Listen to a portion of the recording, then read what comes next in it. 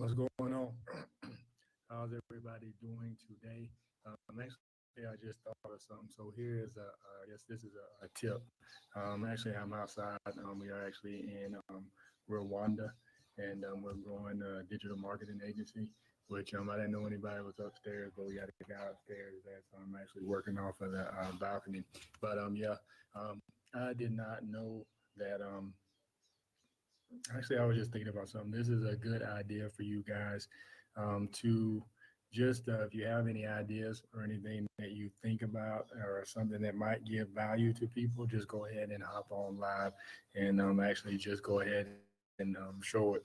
So, yeah, I just wanted to hop on here real quick and I just thought about what a few people told me before I quit my job. Because obviously, if I had not quit my job, probably about 2 or 3 months ago now, I would have I wouldn't have had the opportunity to come here. So we've been here in Rwanda for about 52, 53 days now, and obviously no job is going to give you the opportunity to do that. I had already exhausted my vacation days from going to a lot of different events.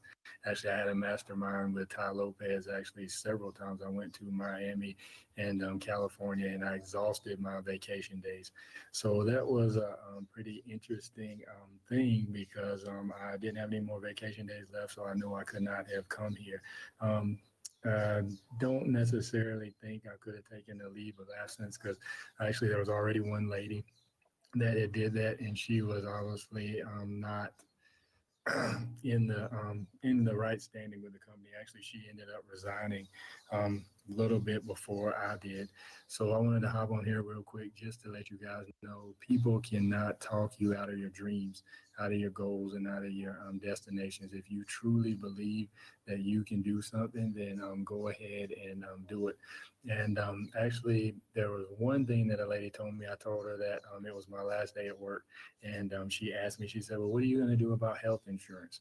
So I was like, well, pretty much, the majority of people that actually stay in their job, that is actually one reason why they stay in their job is because they're scared about health insurance. Obviously, you don't have control over your health. Yeah, health insurance is a good thing, but don't let any one particular thing stop you from accomplishing your dreams and accomplishing your goals.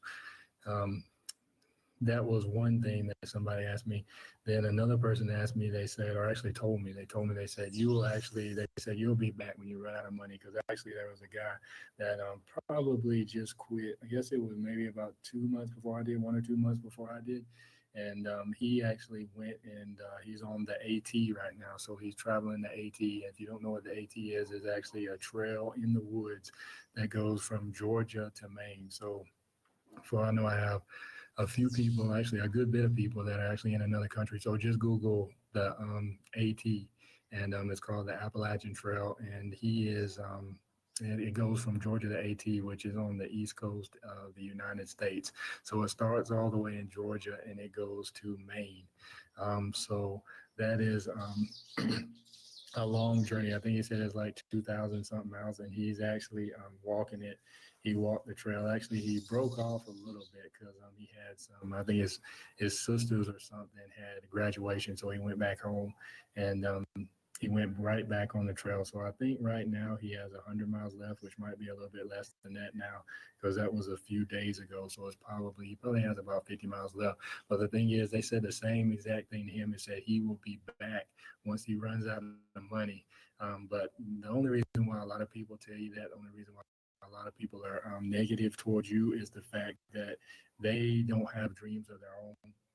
They pretty much they don't have any dreams, they don't have any goals, they don't have any visions. They just see day to day. Um,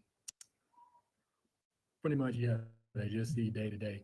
They don't look beyond their day. They're just used to clocking in. So don't let anybody who has a small mind and doesn't accomplish anything in their life, don't let them talk you out of what you're going to do. And actually, there were a couple of people that told me that I would always be at the company where I was at. They told me that I would stay there forever. So that was an incentive to me after I had just told him, it's like, I'm going to pretty much resign next year.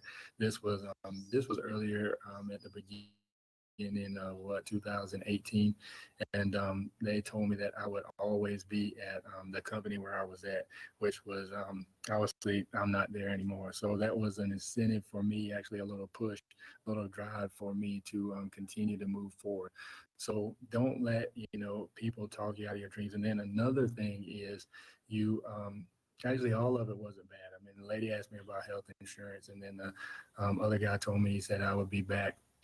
Then a couple of people asked me, where you're going, what are you going to do? Did you find another job in the industry and all this stuff? But no, but just in case you're wondering, I was a pharmaceutical rep for about 14, 15 years. So just because you've been doing something for a long time does not mean you need to continuously do something. You need to do something that you like. I think they said it was, I think I heard Arnold Schwarzenegger say this, that 74% of people um, do not like their job, do not like their life, don't like clocking in. And then I also heard that the most heart attacks are done or actually had, most of the heart attacks are had on Monday morning in between the hours of 7 to 9 or 8 and 9 when people are going to work on Monday morning. So that is a thing. So if you do not like your job, if you don't like where you're at, make sure that you are trying to change it. And then there was another guy that actually told me I needed to quit.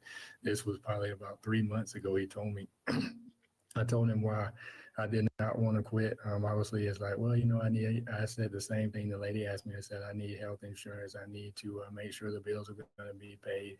I need a constant paycheck. But now that I realize, being an entrepreneur, being a business owner, nothing is really guaranteed. Even your paycheck that you think you're going to get, you may not get it. Actually, there was a company that I just started at.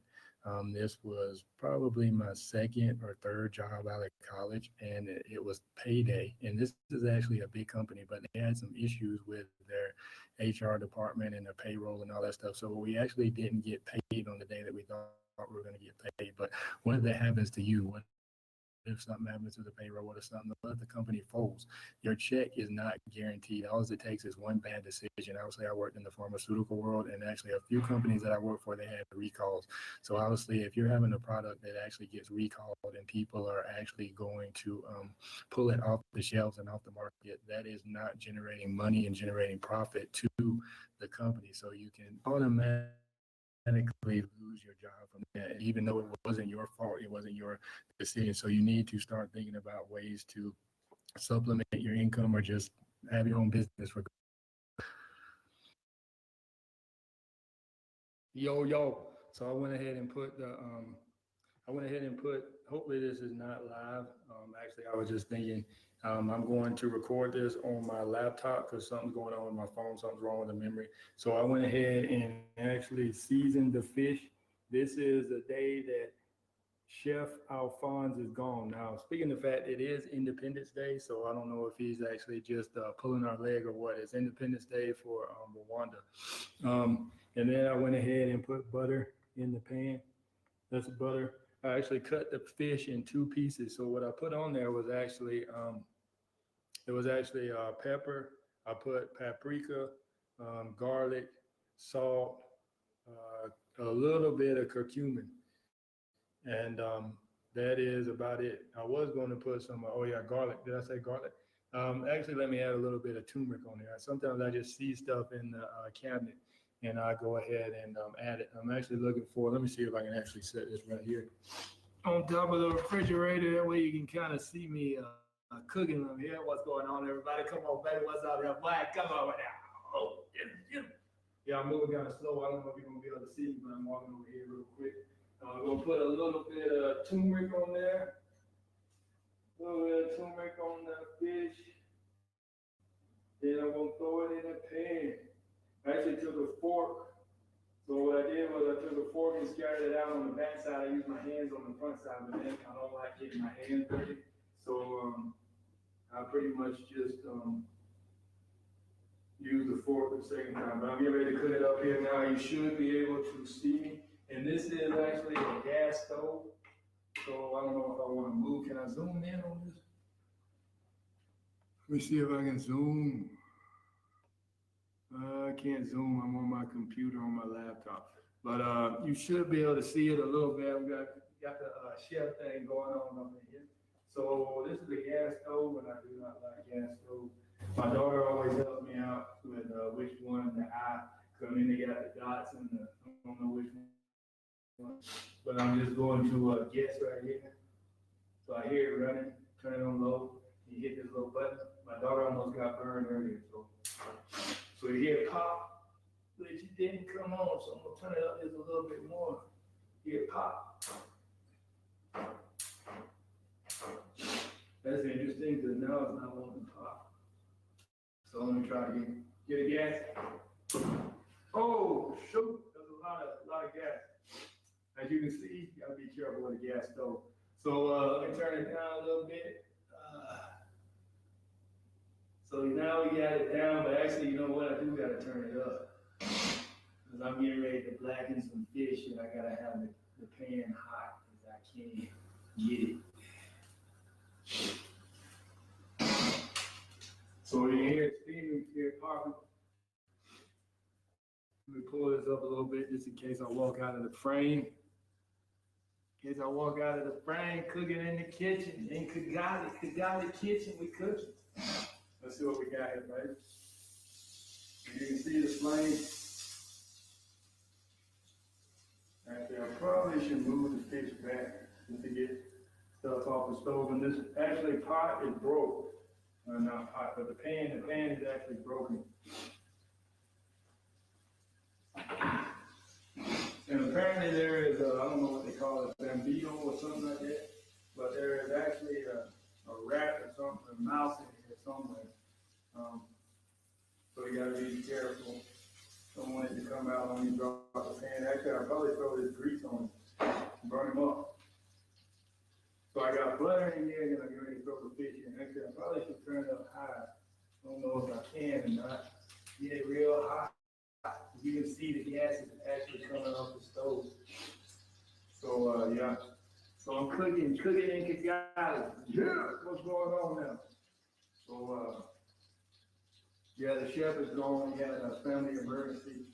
His mom is sick, so we actually had to cook ourselves. My kids actually just got finished. I just did a live. It's probably about maybe a 7 or 8 minute live on my Facebook page. This is actually going to, I don't know where I'm going to put this. I might post it on my page, maybe not. I'm the only one that can see it right now, so that's why you see no comments or anything like that on there.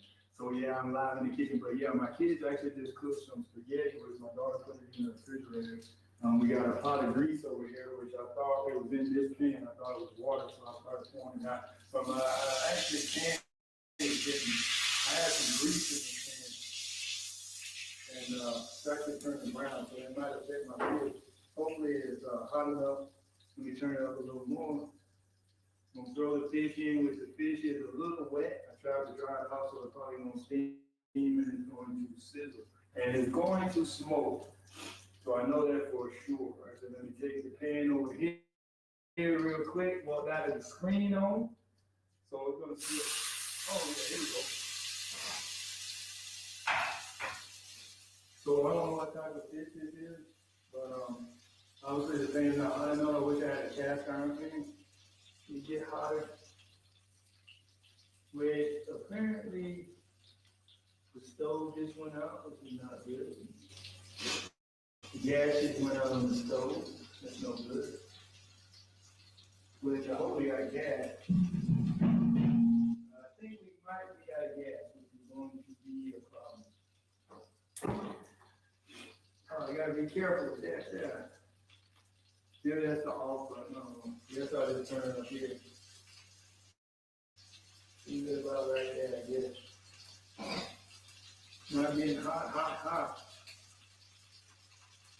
So I might, since the fish is so thick, I might have to cook it slow. That way the inside will get done, because I like my fish done. So you can see it heating up now, it's popping. Got the grease, got the butter sizzling on it. So it's popping. I'm gonna have to clean up this spaghetti sauce. So we had some spaghetti sauce on here, and I walked away, had to go upstairs. Nobody was stirring it, so it popped all over the stove. My daughter said she was gonna clean it up, but I told her, no, don't worry about cleaning it up. So technically, we have a cleaning lady that is supposed to be cleaning the house, and she actually left early. I guess it's an independent day. So really, she's supposed to be here.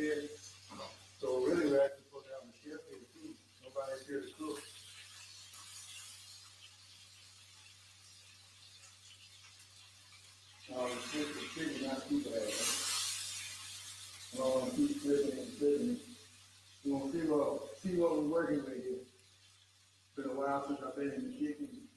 Actually, I don't even know how long it's been since I've been in the kitchen. I know it's been a while since I've washed dishes, but we're saving the dishes for the cleaning lady tomorrow. I don't know if you can see my shirt out there. This is Fern Paladin. I actually got this when I was in school. I think I got this when I was in school. It might have been when my son was playing basketball 2 years ago with Catholic school from a guy that I was working with. They actually pretty much lost everything in the season. And I think the next year was for this year. So yeah, it was 2 years ago. So the this year, they almost won the championship. I think they were 1 or 2 games away from the championship. So that's pretty good. They increased, even though my son didn't play with them this year. Can't blame it on him. Actually, they moved up a level. But yeah, actually, I'm looking at this business. Maybe I should have put some onions or something on it. But actually, it looks like it's onions on there. And it's popped in my face, so I don't want to get popped. So yeah, I don't want to burn it either. So I'm gonna have to try to, flip it over on this side of what we got here.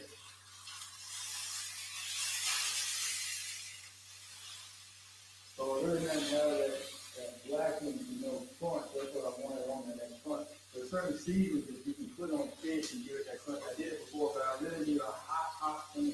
And the pan doesn't look like it's going to get that hot. Some kind of heat pan. I really need a cast iron. I need and actually, I can throw it in the stove too, I think, but stove kind of dirty or whatever, so I'm not necessarily a big fan of doing that. But yeah. So I'm going to cook it slow. Actually, it's still tender. I put some oil. I forgot I did. I put lemon. They call it lemon, but it's green. So I've never seen the green lemon. Maybe that's just how they pull it off. They pull it off, when it's ripe. So, under ripe, however you want to say it. So, yeah.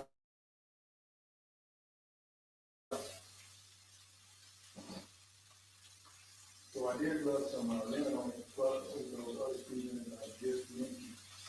So hopefully it turns out good. I'm going to cook a little longer. Actually, I probably should throw it in the stove. Probably should throw it in the stove. But oh yeah, the shirt. So yeah, I don't know if I got this one, but my son was actually playing basketball. What's the battery look like on my battery? Looks good on my laptop. So yeah, I don't know if I got this one when my son played basketball 2 years ago, or got this when I was actually at the basketball camp. So Furman used to have an excellent basketball team. I don't know if they still do it now. When I was growing up, they did. It was actually Butch Estes basketball camp, which is a pretty good camp. So we are cooking in the galley, and cooking some, actually trying to blacken some fish. And it's spaghetti sauce all on the floor. Let me take a sip of water. Actually, I learned this from Sean Mosswood, when he said if you're talking or you're giving a speech or something like that, if you're doing a webinar or whatever you're doing, he said, make sure that you constantly drink water, because he said if you don't, your voice is going to go.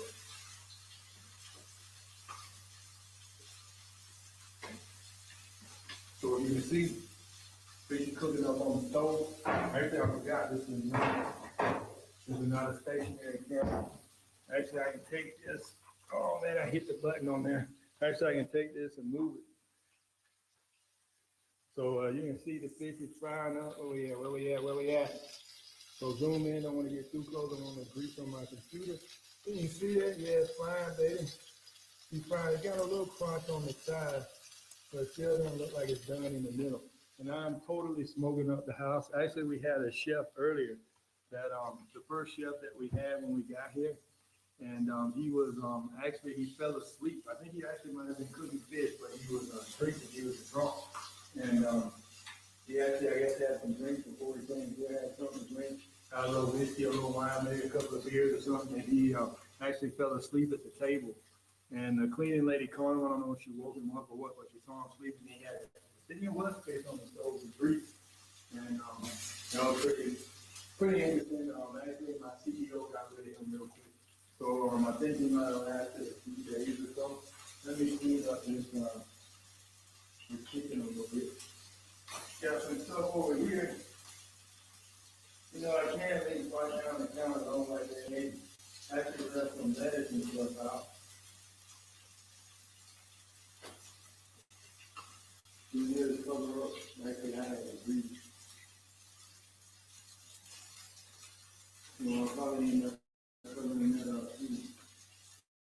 probably can't see over here. So I'll turn it over here where we at. So yeah, I actually cleaned it up over here.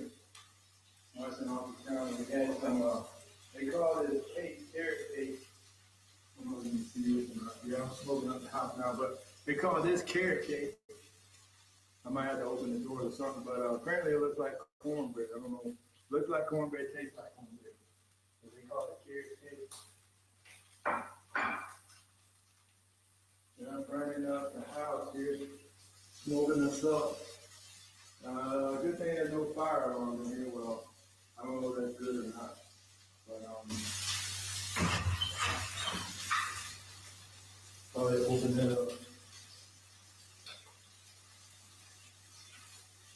I gotta have a plate for my food.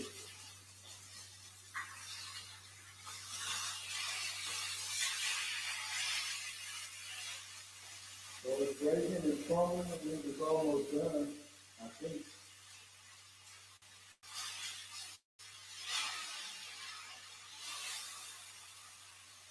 Hopefully it tastes as good as it looks, but it does look pretty good in there. You can try it. I don't usually like turning it over 2 and 3 times. They say if you do that, at least with steaks and hamburgers and stuff, it can actually make it tough. But I don't know if you can see that or not, but looks pretty good. It looks pretty good, baby. Yes, yes. And I still got one more piece to fry. I'm gonna have to open up the window door or something.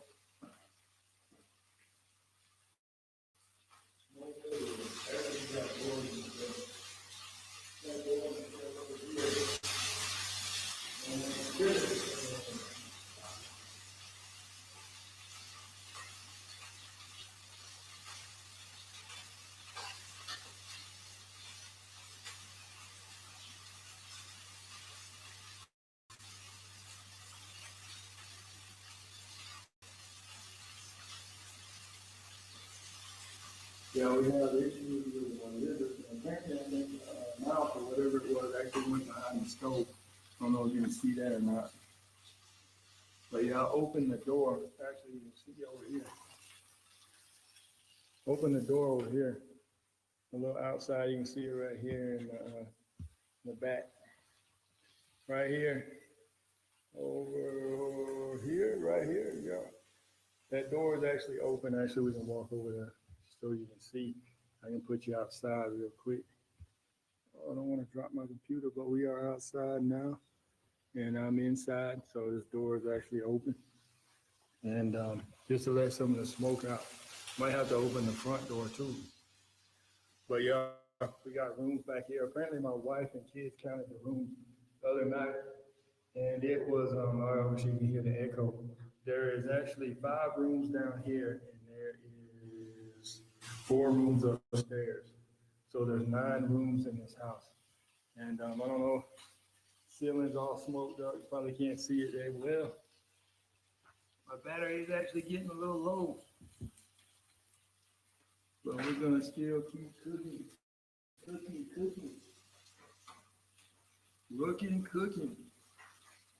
Actually, we are in July now, so like I said, I can take this down. This is actually a schedule where we have to plan out for the car and all that stuff, make sure nobody misses any business meeting, because there's actually more than one entrepreneur in the house here actually staying with a group of people.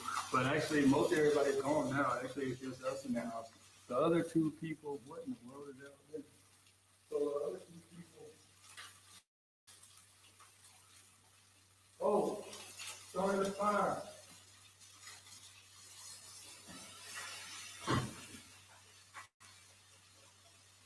Remove it from the heat. I'm actually really blackening it. Don't know why the fire started. Yeah. So we got a fire going on in the kitchen, as you can see that. Not too worried about it. Getting ready to put it out here. You can see we got a little fire going on here. Nothing big, It'll burn out. Don't panic. You know how it is, baby. So apparently the grease got a little too hot. but it'll burn off once you remove it from heat. But let me pull this fish off. It looks very, very, very, very good. Let me see what I can do with it here.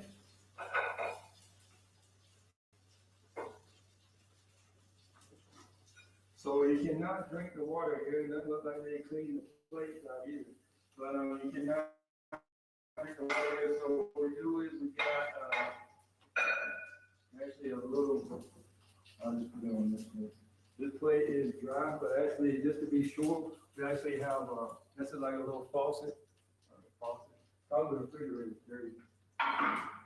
So we got this is like a little cooler water jug right here that we get water. So we usually rinse everything off with that. So yeah, it takes a little extra time to cook, but you got to make sure that there's no residue, no residual water or anything like that. I'm trying to see what in the world is this in the background, right here on this side. Where we at? Right here. But it doesn't look like there's anything over there. Maybe it's just the towel from them. See, I told you. There's nothing to worry about. Just don't panic when you're in the kitchen. You see a fire in the kitchen, especially with a grease fire, don't throw water on a grease fire because it'll blood explode. I don't even know if we have any baking soda or not, because actually that would have been good to put out the fire too. But you just do not panic. Don't panic. Keep everything under control. Smooth up the house. Yes. So let me get a napkin. Actually, let me get the water where I can actually rinse this off real quick. Rinse off the plate with fresh, clean water. As you can see, the stove is still going. We got a little gas in there. So, open up the door. There's a little air. So I have no idea what else I'm going to eat with this fish. Actually, I might make some, we got these, I guess it's like lettuce wraps over here. Can you see this? Right here. Gonna have to bring it to you. But yeah, we got some lettuce wraps right here, actually rice wraps on top of that cornbread. I think you saw those before, so I might mix my fish up in there. But yeah, this fish looks pretty good. Where did I put my fork? Actually, let me get another fork. Where's the fork at? Okay, right here. With the fork. Forks look like they're ready to go. So what I'm going to do is I'm going to wash these off too. I'm going to wash this off, wash the fork off. Give me another napkin over here. Give me another napkin. Let me see what this baby tastes like. You eat it on camera like they do on the TV. Oh, it's got the crunch. Can you hear the crunch?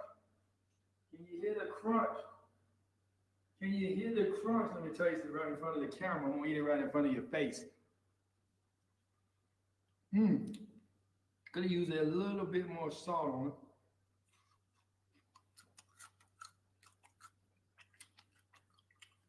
Yeah, you got that crunch on it. It's good.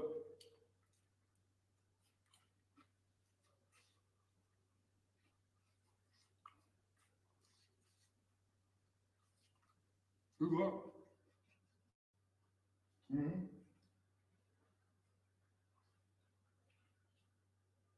That's good.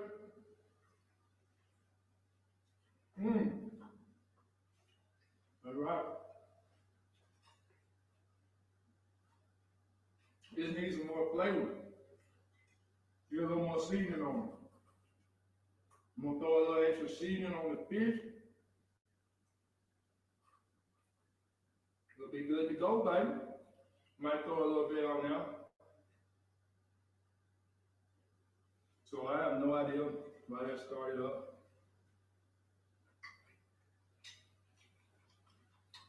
All right, but here's the end result right here. That's it, baby. Yes, sir. Yes, sir. We got him. We got him. We got him. Wait a little more. Got a little crunch. Got the crunch on. Crunch in your mouth.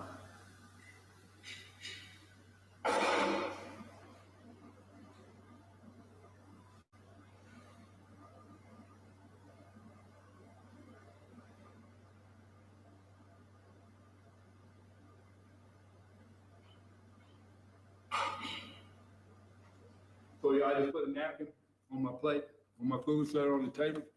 It's real good. I just need, like I said, You see it in the back? I don't know. Let me walk over here real quick. Yeah, so I covered it up right there. Now I gotta fry this other piece. I gotta throw some more butter in the pan, and hopefully it won't spark up fire again. Where am I at? Do you see me over here? No, let me turn it a little bit. Let me put a little extra, let me put a little more salt on there. Put a little more salt. Throw some butter in the pan. You can see it's still frying. Maybe I need to clean it out.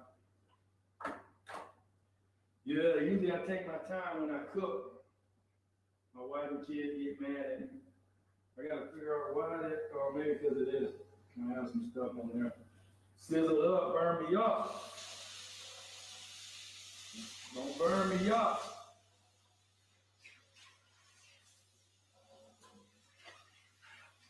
So yeah, when you add water to a pan, we'll have to clean it. See that I really get down.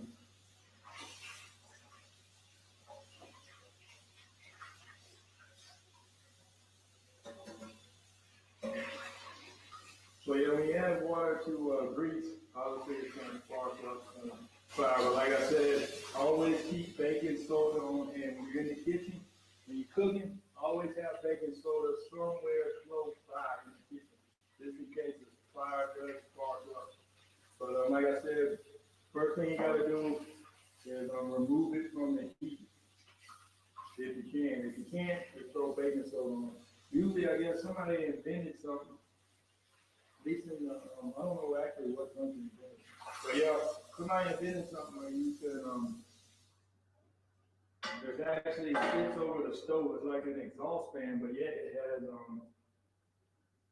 has baking soda in it. So I guess, I don't know if it gets too hot or either you can hit a button and then it'll actually explode all over the stove, baking soda. Because even if you do have a fire extinguisher, I mean, you can have baking soda, fire extinguisher, or something close by. Actually, I'd have both of them. Just to be safe. We actually do have a fire extinguisher back home. I bought it from Costco. It was on sale. And I think it's like A, B, C, and D. I don't know, but mostly it's household. Maybe it's just A, B, and C or something. Actually, I don't know why it would be the D and the E, because some of those are just for chemical fires, which honestly, you shouldn't really have too many chemicals in your house that you just can't put out, normal, or that would start an actual fire. Most of the time, those were in the lab, and we were dealing with some very potent chemicals. Ours can still hot. So, yeah, I'm actually cleaning off the pan. You can see the good, the soot, the blackness, which I gotta get all that. Yeah, that's kind of nasty. So, yeah, clean all this out, get all this cleaned up, then throw some more butter in there and wash it out one more time. I did actually have grease that was in there from the last time. So yeah, make every moment a learning experience. Even though I didn't really actually, I might have to burn this water off. I just sit it on the top and let the water burn off and throw my butter in there. Which I still got a little residue, a little stuff on there.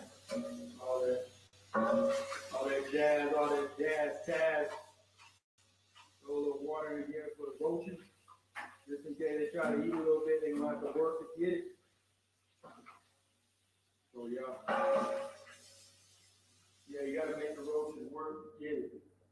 Don't give them a free hand. So I'm gonna throw it back on the stove, it won't spark up again. Which obviously you see the flame went down, which I kinda need to turn it up.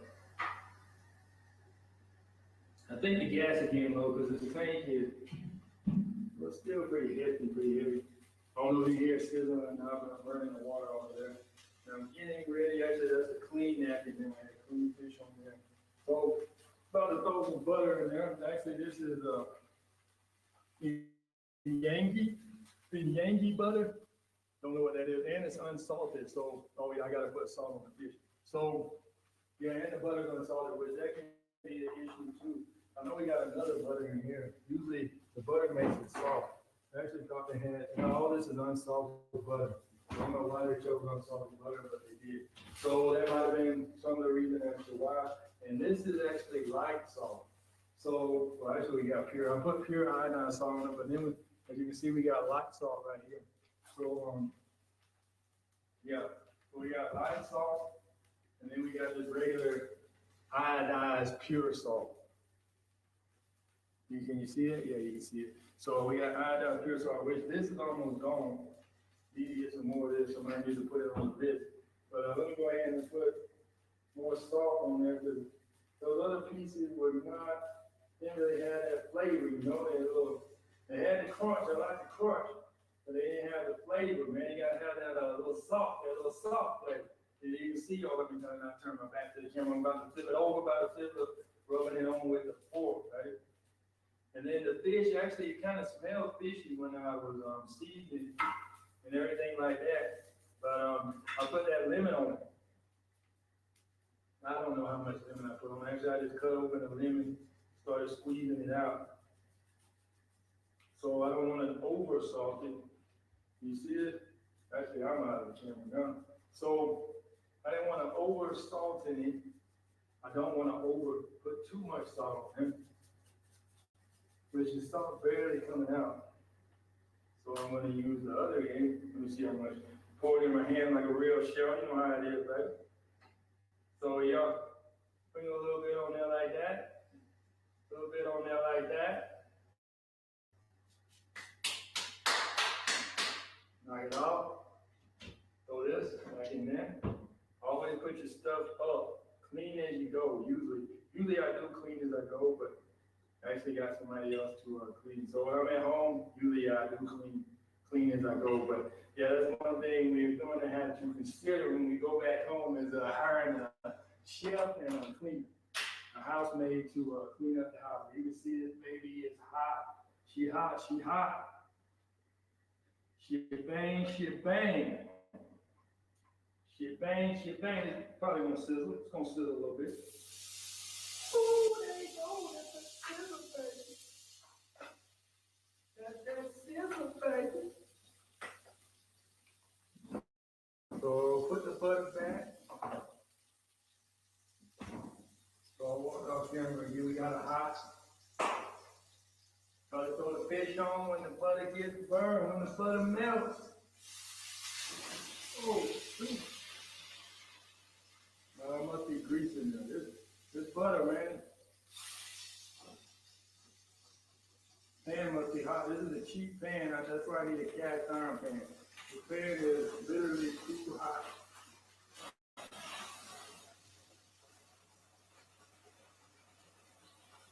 Got a lot of fat in that butter. This is real butter.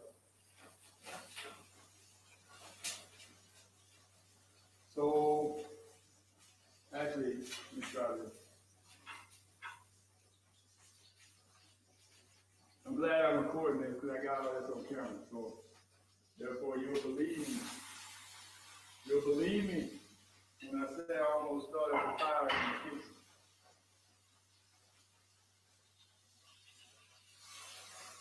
So this will really give it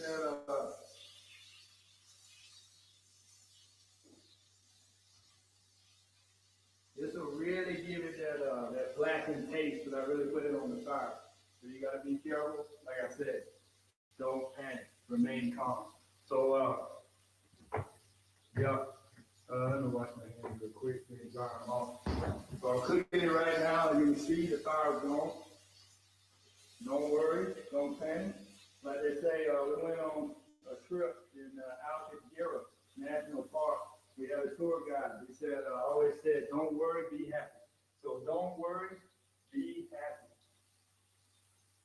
Don't worry, be happy. Where is this napkin? Where is this napkin? Don't know. Throw it out and do another one. Wash my hands right there. Use this towel like this.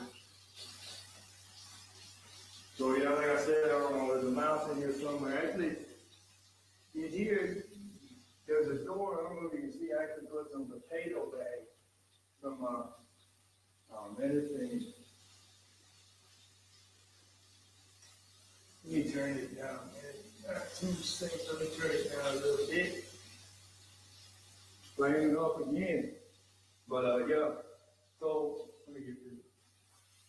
Actually, I might have to turn this off real quick. I might have to turn it off because my battery's about to die, and I want to make sure this actually posts to my page. But if you can see, there's a hole up under that door. I don't know. Can you see? Actually, yeah, you probably can because I'm looking at the reflection. So at the bottom of that is probably about maybe a 2 or 3 inch hole. I actually put some stuff on there tonight. I guess the hole is probably about this big, 2-3 inches or so. 2 or 3 inches or so. So yeah, and but man, you can see it, the fire from the bottom. That's why I don't like cooking with a gas stove. Gas is like my dad said. My dad said gas is dangerous. It'll go boom, it'll blow up. So yeah, you just gotta pay attention. But actually, I still got a little bit of battery life. Maybe I'll have time to finish cooking this fish. But yeah, so I actually saw a rat outside, or a mouse, whatever you want to call it. Actually, yesterday I was getting ready to come to the door and I stomped at it and then it ran away. It was actually standing right outside the door. I'm gonna need to turn this up. I don't want to get that seams on there, but let me actually cook this first. What's happening is, I guess it's the water, and I have a little bit of water left, but you're gonna have to be careful right here. Don't want to get burned up and get galley, because I don't think, it's splashing everywhere. So if you can see this fish, actually has a beautiful color, got a nice texture, it's flaky. It looks good, and it's gonna taste better this time. I put a little more seasoning on it, but you can look at the seasoning in the page. You can see it's sparking up underneath. The fire's coming through. So yeah, I got stuff all on the floor here. There used to be, let me see if there's a rag or something. I can pick this up. Usually there is they usually mop or something. I don't know where they put the rag at. It's supposed to be towels. I got smoke all out here in the living room and everything, man. But you can see, man, these ceilings got to be about 30, 40 feet high. Look at this. Can you see up to the top? Yeah. Ain't nobody jumping up to touch that. Hey, good luck changing the light bulb too. So yeah, so actually, yeah, you can tell this is a cheap pan. The pan is actually deforming because of the heat. So if you can see this, I don't know if you can see it or not, and I really don't want to grab that pan because actually the handle's broken on it. So I'm pretty much going to have to slide it. But man, if you can see, the pan is actually warped from the heat. So this is a very cheap pan. That's why you need to cook. If you're going to blacken anything, you need to cook with cast iron. Cast iron in the States, I don't know if they got any cast iron pans here or not. They should, but because they got all kind of stuff here. Iron, I mean, they got all kind of iron. So I don't know why they would not have a cast iron pan. But actually, I'm about to hop off of here. I don't want to start any more fires. I've been live for about 35 minutes right now. Like I said, I'm trying to record this. I don't know where I'm going to put the video. I might just throw it up on my page, might throw it on my YouTube channel because we in Kigali, Rwanda. Actually, we're in the mountains of Rubero, Gikondo district. So, yeah, peace out. And I'll get ready to hop off real quick. But I would pick this up and take it to the camera, but actually I'm going to bring the camera to it. So I got to find the rag. I got to clean up at least some of this stuff. Don't want it to be too much of a mess in the morning. Even though the chefs leave messes all on the floor. I mean, if you can see the kitchen, actually our night chef, we actually have two chefs. One cooks breakfast and lunch Monday through Friday. The other one cooks dinner every day, Monday through Sunday. So yeah, actually Saturday, Sunday, he's here all day. So he cooks breakfast, lunch, and dinner. And he comes every night, Monday through Friday, every night. But yeah, the kitchen is actually dirty when they get done. Actually, with one of them, the night chef, but he actually works in a restaurant, I think, before he actually comes here. He actually said that he got paid, I think it was 200,000 Rwandan francs a month, which is like almost the equivalent of $200 US, $200 a month. And he said that he worked 12 hours every day, 6 days a week. So I guess that's not every day, but he worked 12 hours, 6 days a week, which is, you guys think you have it bad in the States. These guys have it rough over here. But yeah, let me show you the floor real quick. I'll pop some stuff on there. And like I said, there's some spaghetti sauce on there. But yeah, I'm about to hop off because I don't know if this is actually going to post or not. So I need some time for it to post. And I've been live for 30 minutes. So that means I've actually been cooking almost 40 minutes now. So I've been talking for almost 40 minutes, been cooking for almost 40 minutes. Let me head out to the light. Let me spin to the light, up to the light, zoom out to the light. Don't let me drop my computer. So yeah, something's wrong with my phone. I would be filming all this live from my phone, but oh yeah, let me show you the fish real quick. I'm about to flip it back over. Let me zoom in. Can you see that? Yeah, that's how they be doing. Yeah, like that, baby. Right here, right here. Somebody's gonna see this video and they're gonna love it. They're gonna want to taste this fish. But guess what? This fish is for me. Like they say, this buzz for you. This fish is for me. So yeah, this fish is for me. And it's just it. That's it. It's just us in the house. Let me flip it over just to see if it's actually really burnt. Like I said, I do not like flipping. Actually, no. Let me not. Let me use two hands, please. I'm gonna flip it over, let you look at it real quick, and I'm gonna head off. So yeah, stuff on the bottom of this pan, which is probably gonna wake up again. Oh man, that fish looks good. It's juicy in the middle. It's flaky. It's soft. It's nice. It's nice. So yeah, I'm about to head off. Let me give you another shot at it. I thought it was going to be a little blacker than that, but if you can see, it's got the cringe on the bottom. It's almost like you're cooking outside over a stove. It's like you're on a cast iron over the fire, baby. Like you just pulled it off the lake and you are over the fire. Yeah, look at that. It looks good. Let me zoom in. How close can I get? How close can I get? How close can I get? All right, that's it. We out of here. I'm gonna eat it up. Hopefully this piece actually has a little bit more salt, a little more seasoning to it. But we out of here. I use what I had. That's what you got to do. Use everything you have, whether it's your gift, whether you're in the kitchen, wherever you're at. Use what you have. Whatever you have, use it. Don't think about what was it. I think Oprah Winfrey said this. I actually got quotes that come up on my Facebook page on my computer. That way I'm not looking at the news feed. So it's actually called News Feed Eradicator. You will save a lot of time with that. But anyway, Oprah said, if you look at what you have right now, you'll always be happy. But she said, if you look at what you need and what you are trying to get, she said, you'll never be happy. I think that was an Oprah quote. So remember that. Use what you have and you'll always be happy. So use what you have. I use the seasons in the cabinet tonight. Every gift that you have, every skill that you have. I mean, yeah, you want more skills and all that stuff, but use the skills that you have now. Use the money that you have now. Utilize it wisely.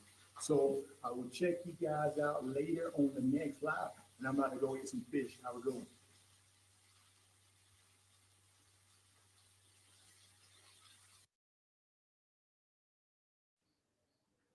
Yo, what's going on, everybody? How is everybody doing? I figured this was actually going to happen. I am actually losing reception now. Maybe I should have plugged into the router itself. Actually, that might be the best thing to do. Let me see if I can actually do that. Well, yeah, I'm going to need to, I probably should have plugged into the router. This is going to, so actually let me walk and do that because I don't want to lose reception on the live. No, reception on this thing, man. Can't find really anywhere to go. I'm going to walk through the house real quick. I got something interesting for you guys. Got something interesting here to show you. So actually I might lose. I can't see, it's dark in here. I might lose reception real quick. Where the lights at? Here we go. Yeah, so I'm about to plug right into the router. Yeah, we got mosquitoes in here and everything. Let me see if I can hook this up real quick. I wanted to go outside, but I'm not going to be able to. Not going to be able to go outside now. Let's see. Let me plug these in. Oh, that's going to be interesting. Now I got to find my water. Yeah, so I got something interesting for you guys to see and talk about. I got a little better reception in here, but actually I'm gonna have to go over here. So let me go over here real quick.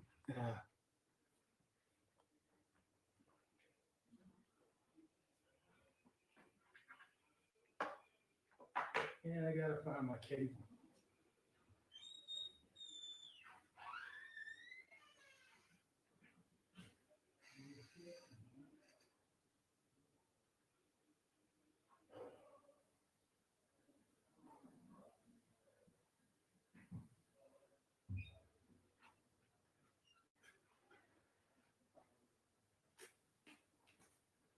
So yeah, I'm back.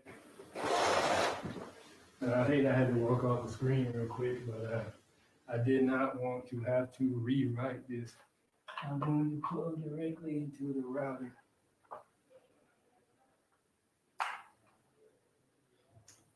I don't know, sometimes Wi-Fi is good here, sometimes it's not. So hopefully this will help me out. But now actually I got good reception, so that's kind of interesting. Let me come on this side. Oh, let me close the door too. Pull it up a little bit.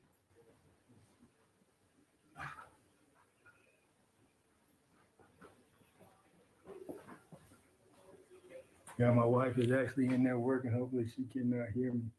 I don't like sitting on this couch. Yo, what's going on? I'm back, everybody. I had actually an interesting event transpire. Hold on, let me pull this down real quick. Let's see. Actually pull it up.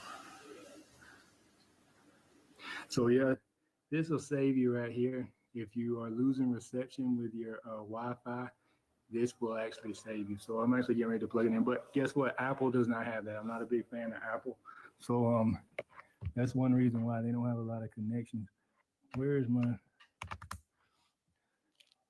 Hopefully this will work better.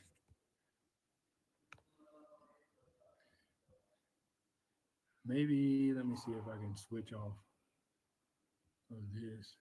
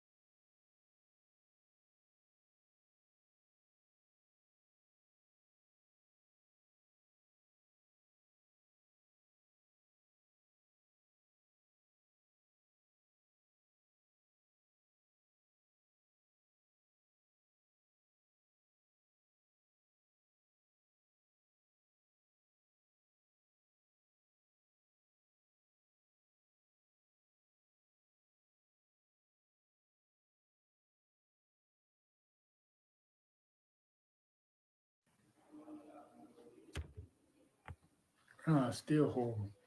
I wish it was a little better. I don't even know. Let me check to make sure if I am still live on my page. Obviously, I'm going to have to edit all this stuff out. Let me see.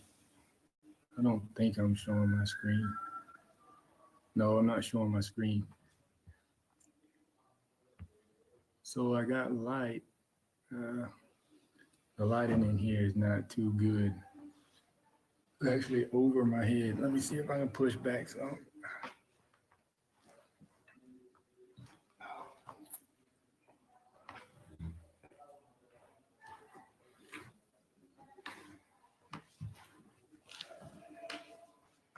I think that might be, I don't know, it might be a little better. Let me see. Oh, come here. Ah.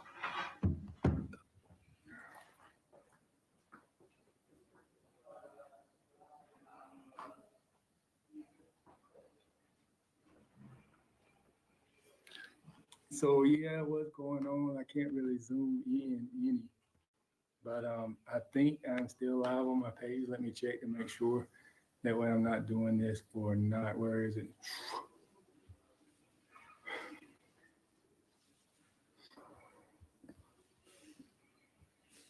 So I guess I am still live. I hope I'm still live. I think I'm still live. Let me just wait for this to catch up. I don't know if it's going to or if it's not.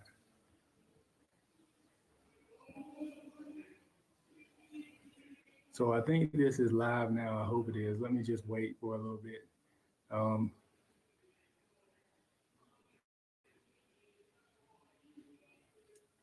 This is a real big delay. Let's see.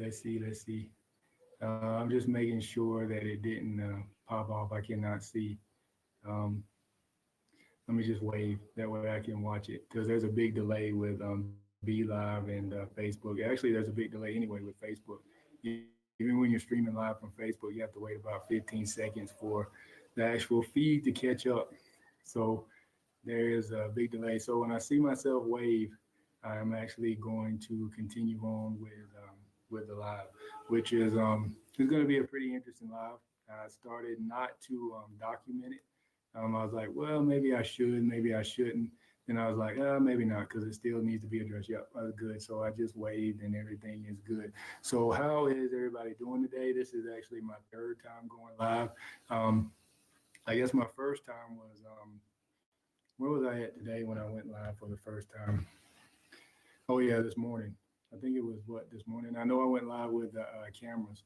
Where was I at this morning? Oh yeah, that's right. I saw Steph Curry jersey when I was walking this morning, which kind of shocked me. So I'm going to kind of play with this rubber band because it kind of makes me relax. And I like twiddling stuff. If you guys have seen Grant Cardone online, actually I'm kind of stalling now. So just to give it time to catch up, give time for Facebook to catch up. But I'll give time for people to hop on and to jump on. But if you guys know Grant Cardone, you watched his show before. He likes twiddling stuff in his hands. I don't know if he has a pen. Sometimes he has a rubber band, but it does kind of relax you and kind of helps you think just because you're constantly moving and stuff. I guess that's that kind of, I guess it's kind of the, what is it, calisthenic learning? Yeah, I guess that is calisthenic learning.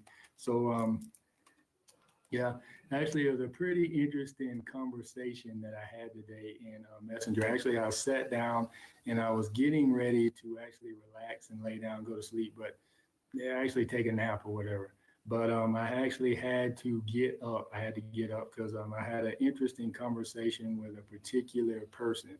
So I don't know if this guy didn't, I don't know, if you're ever going to, I guess, disrespect somebody, make sure you look at their Facebook page before. I just wanted to make sure, I don't know, there's people talking downstairs and stuff like that, so I didn't know if the door was going to open, close, or whatever. But yeah, so make sure that if you're going to disrespect somebody, make sure that you check their profile or whatever you're going to do. At least try to look them up online because they may end up blasting you online. I'm not necessarily saying I'm going to blast. I told my wife, it's like, I'm getting ready to go live. I got to go live about this because actually this actually is the second time that I've actually been called, I guess, this particular word, but we'll get into that a little bit later. But yeah, this is actually the second time that I have been called this particular word in my entire life. Obviously, I understand racism exists. Obviously, yeah, you can see that, obviously, especially, well, I won't say especially. I mean, racism exists in any country and every country. I know that they talk about just the disparity of your skin, and this lighting pretty much sucks. I don't know why I'm losing reception when the router is right here and I'm plugged in, and we're on a fiber optic cable. But yeah, so I've been called this, yeah, probably like 2 times or whatever. But yeah, I told my wife, it's like, yeah, I'm going to go on Facebook. I'm going to blast this guy. I'm going to get him. But then she said, yeah, don't blast him. She said, but I said, well, I'm going to expose him because obviously I looked at his profile feed and actually he has we share some of the same friends. And I just want you guys to know that everybody is not who they say they are and everybody's not who they pretend to be. So I don't know, you might hear background noise in the background, but because they're watching the soccer game. Actually, I'm here in Rwanda, which of all places, yeah, racism in Rwanda.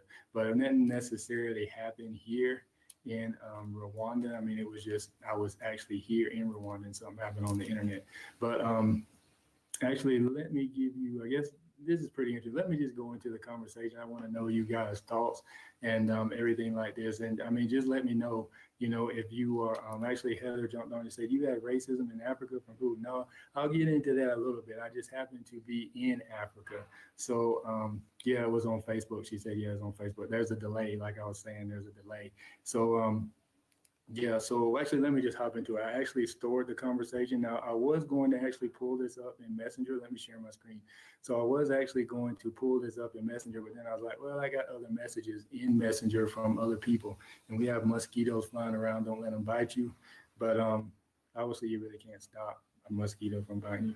Where is, oh, let me click this. So yeah, I'm getting ready to share my screen now. That way you can look at the conversation because I mean, I was just talking to the guy and then all of a sudden, the conversation went a little bit haywire at the end and I do not want sound. So you guys can see this. Let me pull it up. split screen, and then actually I'm going to raise it up. And you may not be able to see it that good. I hope you can. But actually, I'm getting ready to, where is, let me see. Yeah, I don't know. That's actually the cleaning lady, a cleaning lady. I think that's who that was that walked by. I can't see my screen now. So actually, this is the guy right here. He actually reached out to me. We're not friends because obviously it blocked the message right here because it says you can now call each other, you can communicate with each other. And I did not block out his name. I mean, if somebody is actually blatantly going to do this, then obviously they need to be exposed, or at least in some way. Some people really need to know who they are, because obviously if they're bold enough to say that in a conversation with somebody they really don't even know, because I mean, I was very respectful, and most of the time I am very respectful. And yeah, she closed the door back. But yeah, so you can see the conversation here. So here's the guy's name, Stephen R. Sneed Jr. And actually he has several accounts. This is his other account here. As you can see, actually just let me play it. So as you can see, you know, we're having a nice conversation. He asked me, he said, are you interested in hiring experienced cold caller, yada, yada. I said, how experienced is the cost per month or whatever? Let me pause. So it says, he told me he's very experienced. So right now you can see that he sent me a message in my, randomly I checked my other box. So I don't know if you guys know or not, you have two boxes in Facebook or inboxes. There is one that is dedicated for your friends, but then there's one who are people who are not your friends, and there are people who are not your friends, and they allow them to, or actually Facebook sends it to another inbox. So this is where this is, and I checked it. It's kind of like a spam folder. So it says, yeah, so it says it's experienced. So it says, I'm very experienced. It says $300 per month for unlimited qualified appointments, minimum of 50 qualified appointments, all no shows, yada, yada. You guys can read. It says everything will be in writing. So it says, yes, which I am. This is true. It says, yes. It says, but I'm currently working with, hold on, let me pause a little bit. It says, yes, but I'm currently looking for a result-based freelancer or agency, which I am. Well, actually, I'm really not looking for it, but I mean, if it was, because actually I'm working. Now, we'll get into the conversation a little bit later, but you'll see that from the rest of the results. It says, I can do that as well, yada, yada. It's telling him I'm looking for a freelancer agency, result-based. He said $15 per confirmed appointment. Then it says, I've been in too many situations, which I have, where I paid for the month and received no results. So agency owners, I can use this as a lesson too. So if you're an agency owner, or if you're doing anything online, see if the company that you're working for, if you're looking for cold callers or cold emailers or whatever, see if the company that you're working for will actually get you results first and then get paid on the back end. Yes, I understand that, you know, that is an expense to the company, to the actual cold calling agency company, whatever you want to call them. I understand that is an expense, but ask them that anyway. As you can see, when we get into the conversation, this guy kind of gets a little bit upset and frustrated. Let me hide this real quick. It says, I have been in too many situations. I've been in too many situations where I paid for the month, received no results. I have cold callers working for me now who are result-based, and they do not get paid until the deals are closed, which is true. So don't let me down. I don't want to say your name on this live because people will probably be reaching out to you, which could be a good thing, could not be a good thing. But I don't know if you want me to say your name or not, but I am working with a cold calling company who is actually result-based. So they do not get paid until they actually close deals for me. So it says $15 per confirmed appointment, which I just realized he said that twice. I said, not even booked appointments or meetings set. It says for closed deals. He said, that's crazy. That means, what did it say? Hold on, let me pause. It said, that's crazy. That means our work could go to waste by a poor closer. See, exactly. So basically what he is saying is, he's saying that whoever you are working with, am I still live on the, let me see if I'm still, yeah. So I got two people on here. It says, yes, a request box. What is a request box? Why does it say request box? But anyway, so yeah, it says that's crazy. So it says, yeah, a lot of people. So basically what the guy is saying is, if whoever is closing, actually I have closers that are working for me as well. I would put the link in the box, but I don't know what you're doing. I don't know what you're going to do. So I don't know if there's an affiliate program or not. But if you are interested, if you're an agency owner that are interested, and I have by no means wanted to sell on this, I'm just kind of telling you guys, I know that there's a lot of agency owners in my feed or in my friend list, or I have friends who are agency owners. So if you're having trouble with results, getting results, if you need cold callers and you need a closer, I got reach out to me in the PM box. And like I said, there is no affiliate program, so I do not get paid for, at least not yet. I don't get paid. So I mean, if he sends me, or if the guy that I know, the owner of the agency or the program, sends me a link in between the time we talk to each other, don't be mad at me. But right now, currently, there is no affiliate program, so I will not get paid for referring you to this this particular or those two agencies, which, oh yeah, also they have a fulfillment agency. So it's like, what do you do? So actually they have a cold calling agency. They have closers that'll close your deals for you, because the cold callers pass the deals off. And the cold callers also continuously follow up, which I'll get into that as well here. So yeah, so the cold callers continuously follow up until they book appointments, and then until the deal is actually closed. So yeah, and then they actually have, once the closer closes, then they actually have a fulfillment agency. So if you need Facebook ads, if you need SEO, if you need anything relating to social media, Bing ads, Google ads, they can actually help you out. So yeah, it says a lot of people can book appointments, but it only matters if the deal is closed. I understand that. I said I understanding that, and then I said I understand. So it says, I will pass, thanks. So I thought the conversation was pretty much over. And then obviously, I guess I can forward a little bit. It said, okay, have a good one. Then he came back with this. It says, no appointment setter would ever jump on what you're proposing, which I already just told the guy. I was like, what do you mean they never jump on it? It's like, I already have an agency doing that. I have cold callers, I have closers, and I have a fulfillment agency on the background. So I said, LOL, I said, that's interesting. It says, I have a whole agency doing that for me right now. And they, hold on, let me pause it real quick. It says, and they are following up. It says, then they're getting screwed. It said, then he would comment. He said, then they're getting screwed out of money, which goes back to, the closers and stuff. So if you don't have a good closer, then obviously his cold callers are not going to get paid based off of his closer. So he's saying that he wants his money up front, which I do understand, but it's like, why would I do that when I already have another agency that's doing, the setup that I just mentioned to you guys, what they're doing. It says, then why are they working? Volunteers? It said, well, really, I kind of told him, I said, yeah, they don't need the money. So actually what's happening is the cold calling agency is kind of linked and booked, but I'll explain all that to you guys later. Technically, they really don't need the money, because I'll get into that a little bit later right here. So there's about, 20-something seconds left. So it says they're linked to a digital, DM is digital marketing agency. And it says with over 100 clients, it says they are doing to help other agency owners, which they are. So I talked personally to the owner who organized all this stuff, and he is actually doing this. He has his own agency, and he has 100 like over 100 different businesses that are working for him. He's been doing this for, I don't know, a few years now. So I don't know if you do see this, and you are actually watching the video and you do want people to reach out to you, just go ahead and drop your information in the comments. But like I said, there's a plethora of different things going on here. So just reach out to me if you're interested, and if he's on here commenting, or if anybody's on here commenting, then just look into it. So yeah, so he says, yeah, and then I said, okay, have a good one. So that's the second time. So I'm pretty much trying to end the conversation here. And then he comes back with this. So hold on. I don't know why it's not showing. Let me see. Exactly. So he says, you dumb, or he didn't say you, it says dumb nigger. So this is the second time in my entire life that I've been called this word. First time was actually, I was in middle school, and I got into a fight with a guy, and he actually called me that. I was probably, was I in middle school or about fifth grade? Maybe it was about fifth grade.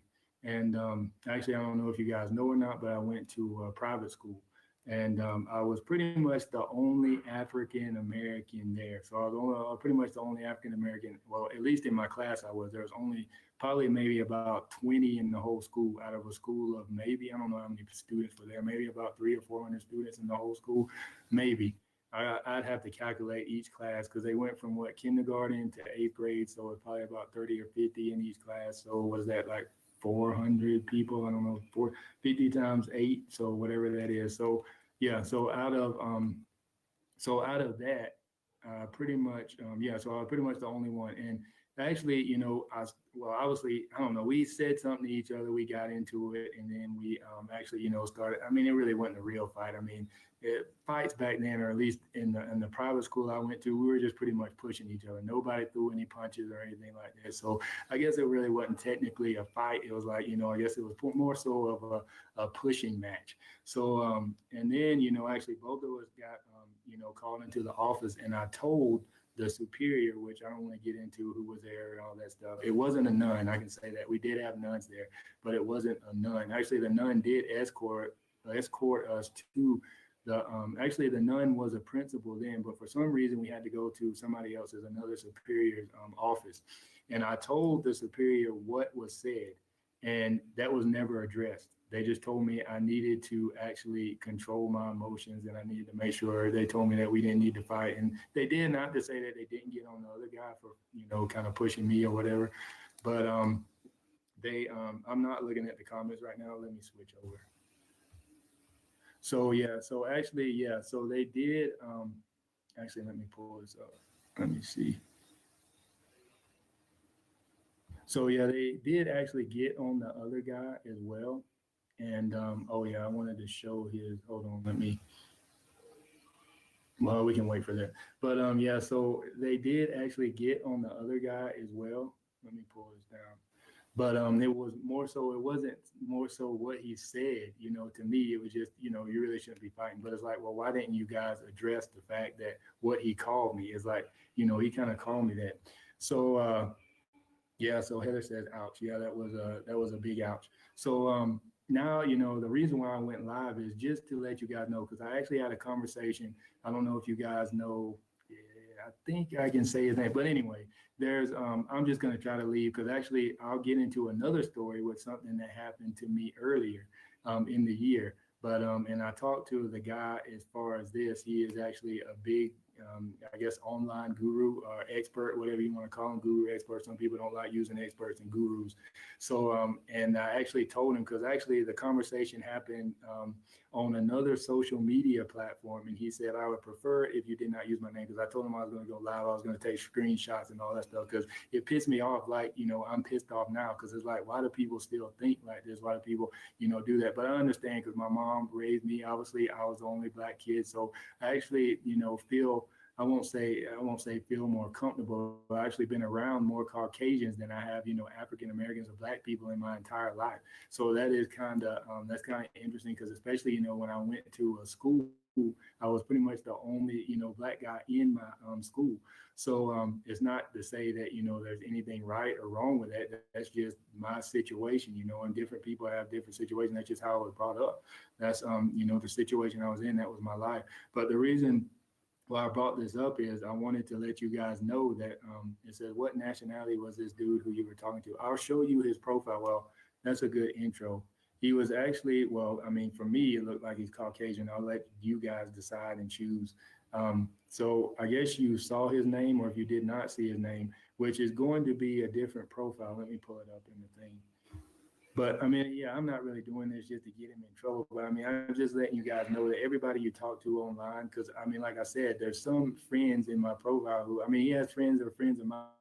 So everybody that, you talk to online, which I'm pretty sure you guys know this, everybody is not who they say that they are that they are, all the time, or who they say on Facebook or on social media.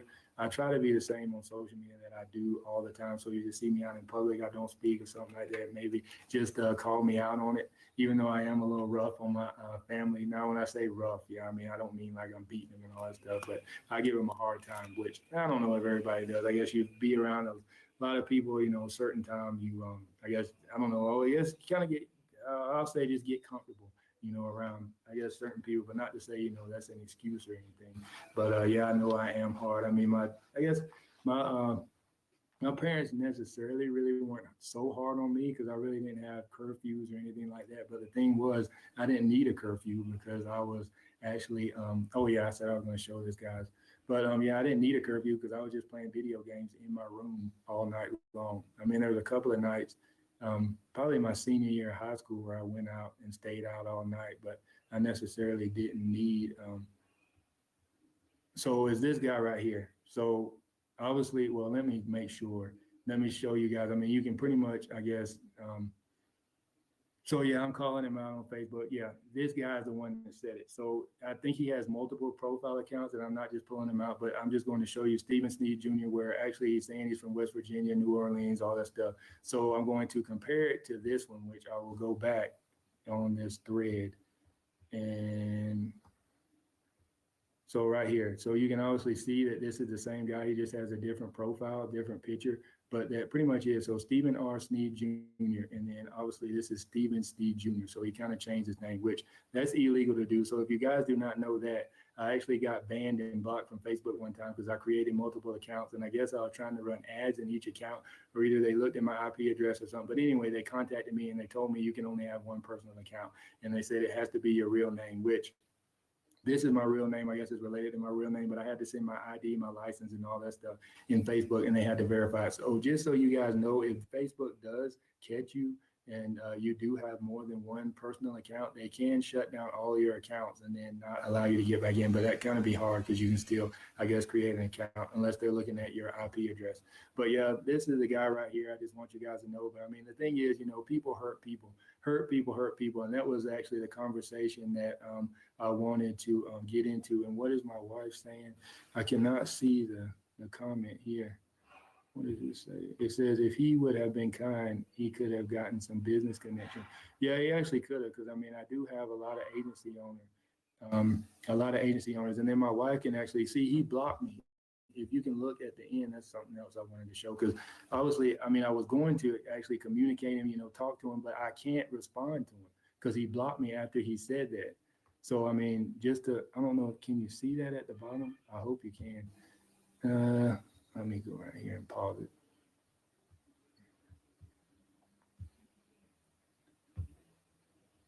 So yeah, this really is not showing it, but at the bottom right here, it says you can't respond to this message. I thought this would actually show it, but it is not showing it. I wish I could scroll up, but I mean, I can't respond to him. So obviously, I wanted to respond and actually say something. I wasn't really going to say anything mean or negative or anything like that. Let me pull me back in the screen. So I wasn't necessarily going to say anything mean or negative, but why is this not dropping? Let me pull this up. Now drop. Why are you not dropping out of the screen?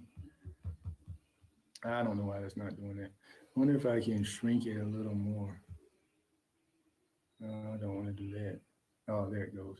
Just a delay, I guess. But and now it's froze. So I guess I'm still live. Hold on, let me check my page. Yeah, so I have 3 people watching. Actually, let me address some of these comments here. So Heather says, yeah, he says he was just mad, so he became a jerk. Yeah, I guess he was mad, but I mean, that still doesn't negate the fact that he needs to control his emotions. So, and his sayings. But I mean, the thing is, yeah, he was mad, but I mean, obviously the guy's hurt. I don't know his situation. Yeah, obviously certain people say certain things at certain times. But I mean, it's just the fact that that was in him. I mean, there's like a million other words that he could have called me, but yet he actually still said that, yeah, I know I am still alive. So my wife said I'm still alive. It says, yeah, that's him. And I cannot scroll any further, so I will switch back over. Yeah. So actually, I had a conversation earlier. There was a girl in a messenger group that I am actually a part of the program. And she is actually, she said, well, what do you guys do when you reach out to people? Because they teach you different messenger tactics and all that stuff. And well, it's not who you guys are thinking. Some of the guys in the feeds might actually be thinking, but it's not for necessarily agency stuff. So I don't want you to think that it's a certain person's program. So it's not that program, but it's another program where somebody is actually teaching you not necessarily messenger stuff, but they're actually teaching you how to grow your group and all that stuff. So once I said that, people are probably going to know who it is, because actually there's a guy in here now, or on here, or he was on here. I don't know if he's still on here or not, but actually he is, he's in the same group. But actually there was a lady that commented in the messenger group. Yes, it was sometime last week, and she said, yeah, I'm reaching out to people and they're just so mean to me today. She said, I really need some assistance and some help. And I was like, yeah, what do you mean me? And she said, yeah, she said, people are just being so rude to me. She said, what do you guys do? How do you guys handle people when they are rude to you? And I just said, well, you pretty much have to get used to it. I said, people are going to be rude for the fact that, hurt people, hurt people. I mean, just because somebody's going through something, or somebody might be going through something that, really they don't know how to relate. They don't know how to get their emotions out, and they're just evil. They're just mean because, it makes them feel better. So I understand that. That's why, and I kind of told her that. And, other people jumped in. There was one particular thing where the group admin he liked, but I forgot exactly what she said.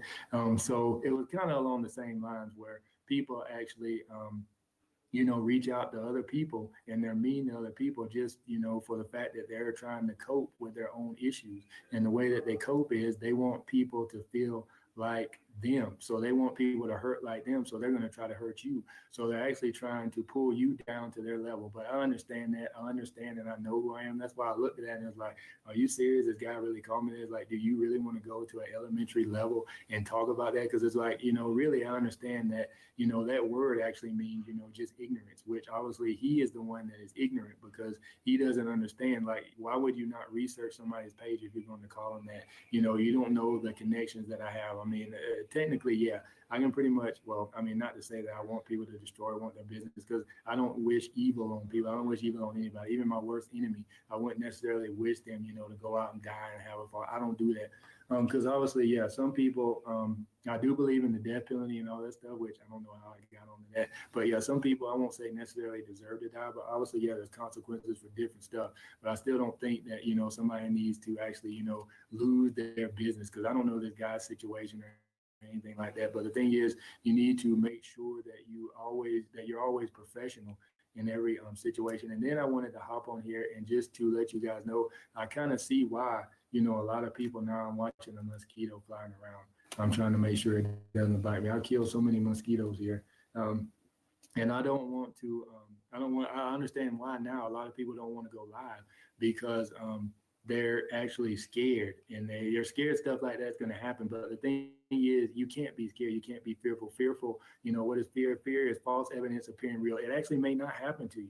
So it's false evidence. So you're actually thinking of something that might happen to you. Now, yeah, I mean, obviously, yeah, more than likely, eventually it's going to happen to you. Actually, I heard a couple of people say, if you've been online for, a certain amount of time, which I'm seeing comments pop up, but I don't know why I can't see them. I mean, I can't scroll for some reason. But anyway, if you guys are commenting, I'll go back in later and respond to the comments, which I see you guys are, because there's like 17 comments on here. But actually I can, so I can flip back to this screen. So what does it say? It says, I pray for those people. Yes, that's a good thing to do. Pray for them. Don't wish evil on people, but, wish blessings on evil people. So it says they are trying to make you feel minimal, especially when they don't get what they want. That's exactly true. Heather is saying that Heather says, choose courage over fear. Yeah, that's true. So yeah, don't let people stop you from doing what you want to do. Fear is actually paralysis. Don't be paralyzed. It says it's not an excuse for sure. Yeah, that's true, Heather. Yeah, I understand. I'm not saying that, I don't want you to think that I thought that you were taking up for him, but yeah, there's just other words that he could have used. So yeah, and actually, we kind of, told her, and she was like, yeah, I kind of need that now. I understand that, hurt people, hurt other people. And then actually, I'm kind of, in a, I guess, a little hard place, because I told you that, I was an African-American black guy, the only black guy in my class and all that stuff when I was growing up and all that stuff. So actually something earlier happened to this, because my wife reminded me of that. She was like, 2 times in 1 year. I was like, what do you mean 2 times? She said, well, you were called a coon as well. So if you guys don't know actually what a coon is, that's a kind of a negative, derogatory term. So don't use that, if you're a foreigner and, if you see African American or a black person, don't necessarily call them that, because that is actually a derogatory term. So yeah, and I was actually in, like I said, another group on another social media platform, and I was actually taking up for one of my mentors, because which he happens to be a Caucasian guy, and I was actually taking up for him on the post, because I guess anyway, I don't need to get into all that stuff, what was happening, all that stuff. But anyway, she was just negative towards him. And then she kind of said, well, you're favoring a certain particular race, which happened to be Caucasian. I was like, no, he's not like that. I was like, he's pretty much, he's a nice guy. He's a good guy. He looks out for everybody. He looks out for everybody. It's like, some of the people who are doing whatever is like, he doesn't necessarily look out for just one particular, he looks out for everybody. And that's for all of his students. And the lady said, well, you're just taking up for him and you're a coon and an Uncle Tom. And I said, what is going on? So obviously, and actually I have to go into this too, since I brought this up.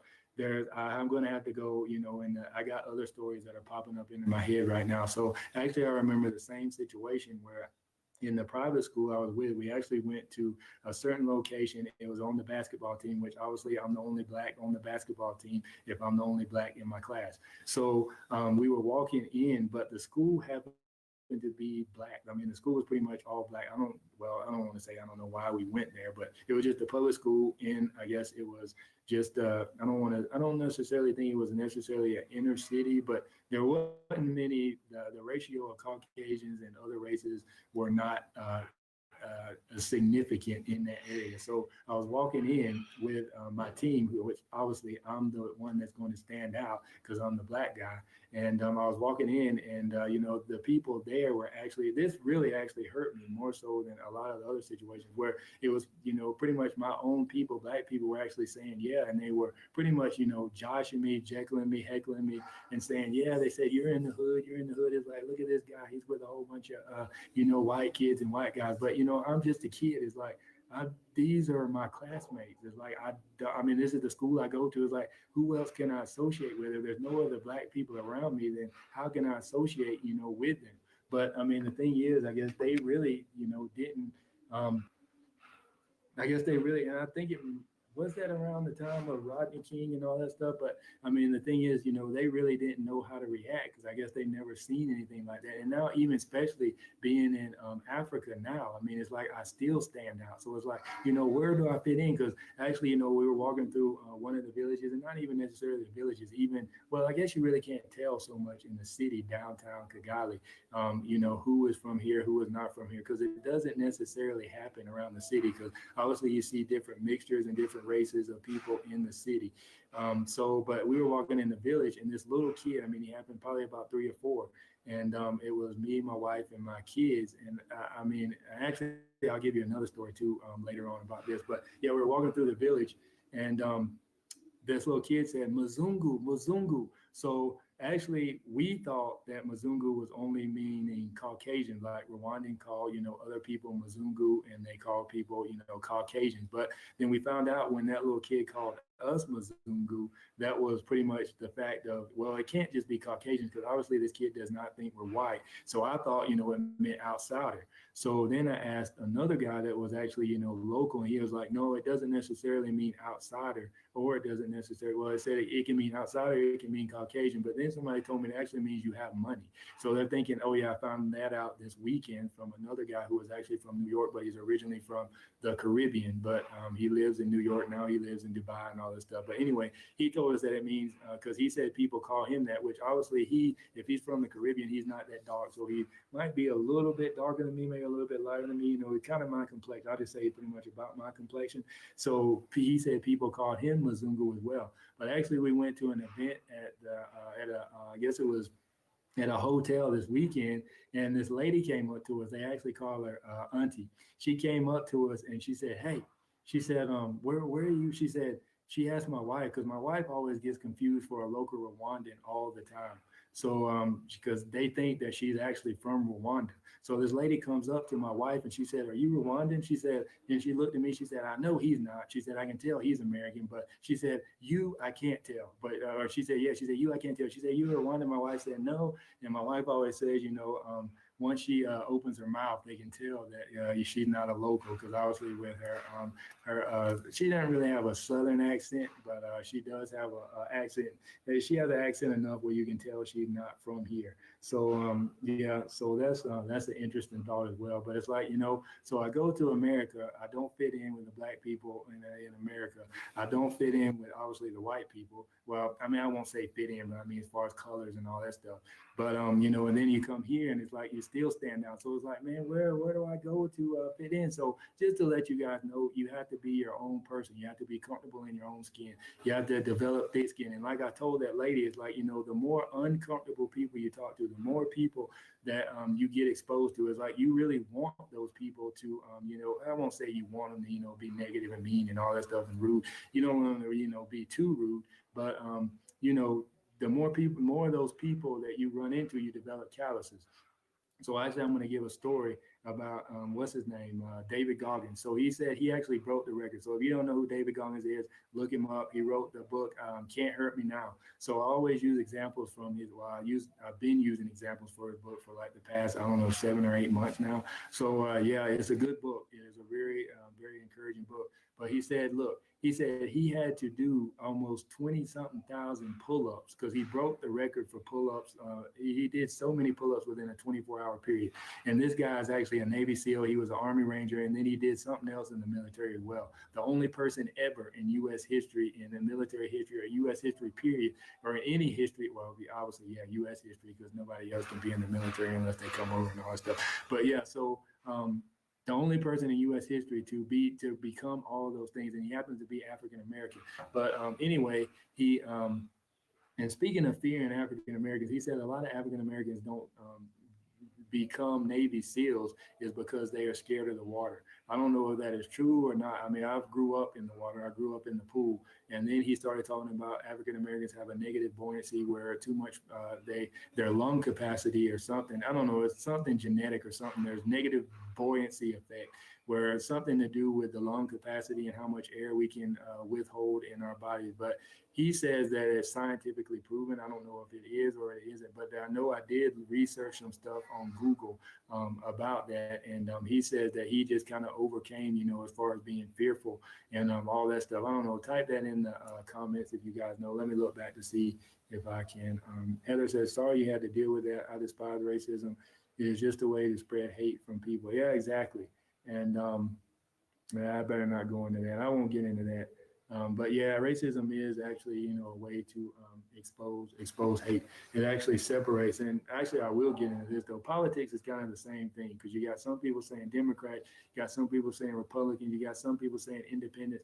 I think a lot of the political stuff that goes on now is, actually political. All the separate parties are just to keep us separate and not to keep us together. So it's just to keep us in, differences because you have different, races, you have different nationalities, you have different, languages, you have different parties. So it's just all, spread out. You can't really get organized with anything if there's so much differences. I mean, it has to be, some similarity somewhere. But yeah, obviously, yeah, everybody's going to be different. So your difference bring you together. I understand all that stuff. But yeah, there still has to be some, difference. You don't need to create differences to make people more different. People are already different enough. So it's like you're making it more complicated than what it already is.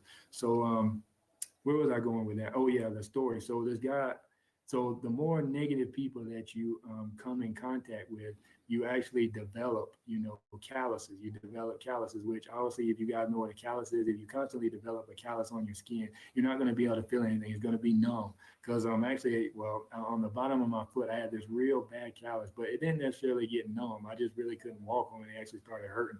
But I understand that skin, just developed over skin. So it was actually layers of skin, which I think mine was actually on the bone itself, which I don't really have necessarily bad feet, just in case you guys are thinking of that. I would put my feet on the screen. I don't know if you guys want me to do that or not.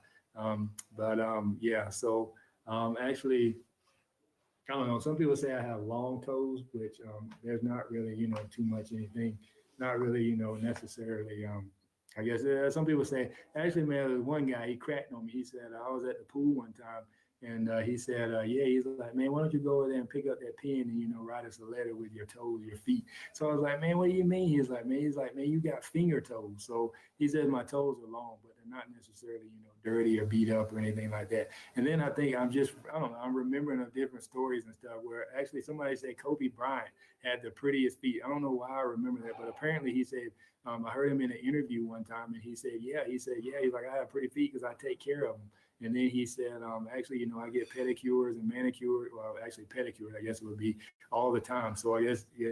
And he said, I can't have ugly feet. That's what Kobe Bryant said. So I just thought about that. But back to David Goggins' story. So yeah, the situation with that is, so he said in order for him to do I think it was like 4,000 something pull-ups he did in 24 hours. He said in order for him to get those 4,000 pull-ups, he developed callus on his hand. He said that when he was doing pull-ups, he said his hands, when he first started, when he was practicing and all that stuff, he said the skin ripped on his hands. I mean, you could see almost, I think he said he had like 2nd-degree burns on his hands. That's how many pull-ups he was doing.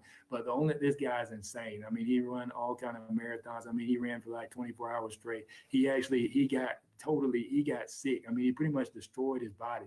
He was in pain. He just kept running and running and running. He actually threw up. He was throwing up blood. He vomited blood. He was actually, his stool was actually blood. And then this guy's sitting there thinking about laughing. You really need to read the book if you want any type of encouragement. He's saying that, he is, he said that he was laughing. He was like, I did this to myself. He said, I actually did this to myself. He said, I pretty much beat my body. He said, my body was telling me to stop. And he said, I kept going. He said, I love this. He said, I want to feel the pain. So his wife is like, I need to take you to the hospital. We need to go. He's like, no. He's like, I don't want any pain relief. I don't want this. He said, I want to sit here in my pain right now. And I was like, man, this guy is crazy. But it takes a different type of person like that. He said all those ultra marathon runners are like that. He said there's just something in them where they just trigger. But he said he just pulled himself back to like different experiences and stuff where he got hurt. Because obviously he grew up, African American, kind of. I think that's why I relate to him, because he's kind of, in the same situation that I was. He grew up in Brazil, Indiana, and apparently he was like the only, African American, around, a whole bunch of, other Caucasians and stuff. And, he got called, nigger a lot. He got beat up, a lot just because he was black. He got into a lot of fights. People were actually picking on him. That wasn't necessarily my experience. It wasn't that, really that bad. But like I said, this is like the only second time, people happen to me. But people ask me, do racism exist? I understand, yeah, racism does exist, but it's like, not to say that I'm blind to it. It's just I haven't necessarily experienced it, throughout my life. I mean, yeah, I guess you can say, not necessarily directly, but I mean indirectly. Yeah, I mean I've experienced in certain situations. You go into a store and then you're followed and watched and all that stuff. And of course, some people on my feed are going to say, well, that's not just because you're black, because they're watching you. But I mean, I pretty much watched, a couple of other people that went in the store, and it's pretty much, I'm like the one that's getting followed. Not to draw any attention or anything like that to the situation, but because obviously, I guess it's kind of, profiling or whatever, which obviously, I guess in certain areas, in certain cities, I guess there's, well, I won't say that, but I mean, yeah, so it is, racial profiling, which I don't know, good or bad. I mean, it happens regardless anyway. So, I mean, yeah, I guess somewhat, negatively, it happens, I guess on the opposite side, it kind of happens here because you're different. So if you're in, I guess, a different situation, or if you're, I guess, a different person in a different situation, people are more than likely going to stand out. So people are going to look. So technically, yeah, if you're different here, like if you're Caucasian here, you're Asian here in Rwanda, then more than likely you're going to stand out. Not to necessarily say that they're going to be watching you, which I already got bit by a mosquito. So no, I don't believe in taking malaria pills or shots or whatever, all that stuff. I don't necessarily believe in vaccinations and all that stuff. So I didn't get anything. So yeah, nobody in my household did.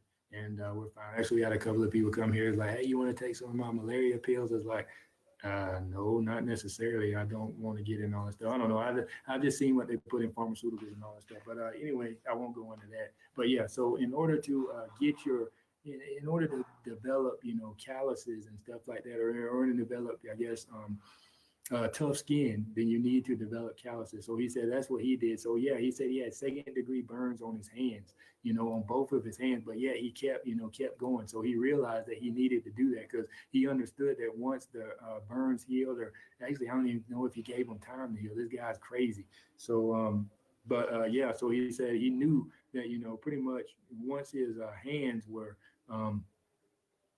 healed, or once he went through the pain, he said on the other side of pain, there's a good result. So let me check the comments again real quick. Oh, Heather's laughing. It says, you're talking about your callus. Yeah, on my foot. That's what my wife says. Heather says, she's laughing. It says, let's not get too personal. Keep your shoes on.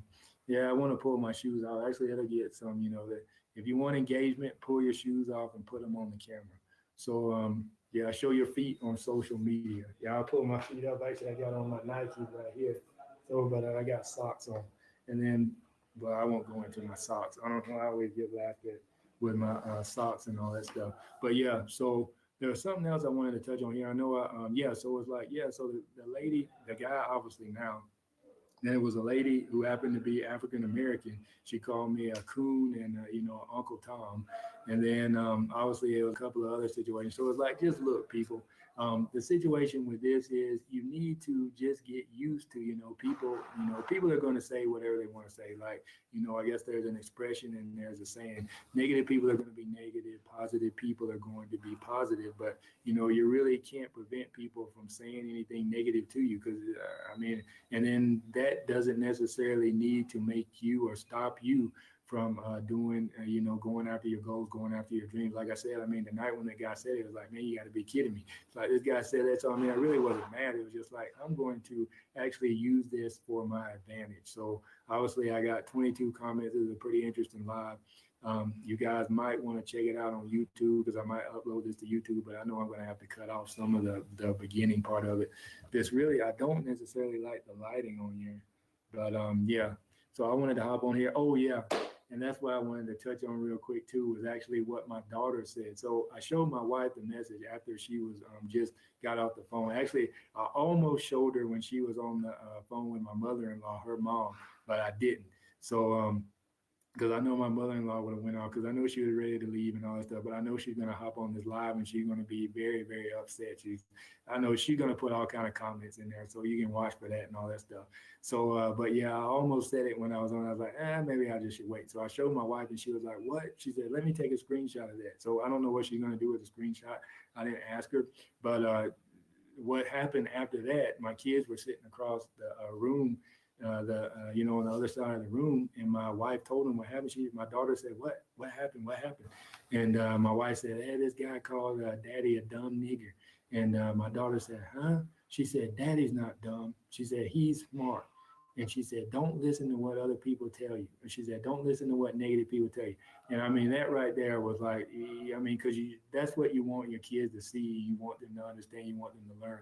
So that means that kind of shows you that she already knows who she is, and she doesn't need anybody else's opinion to validate who she is. So that is, actually happy.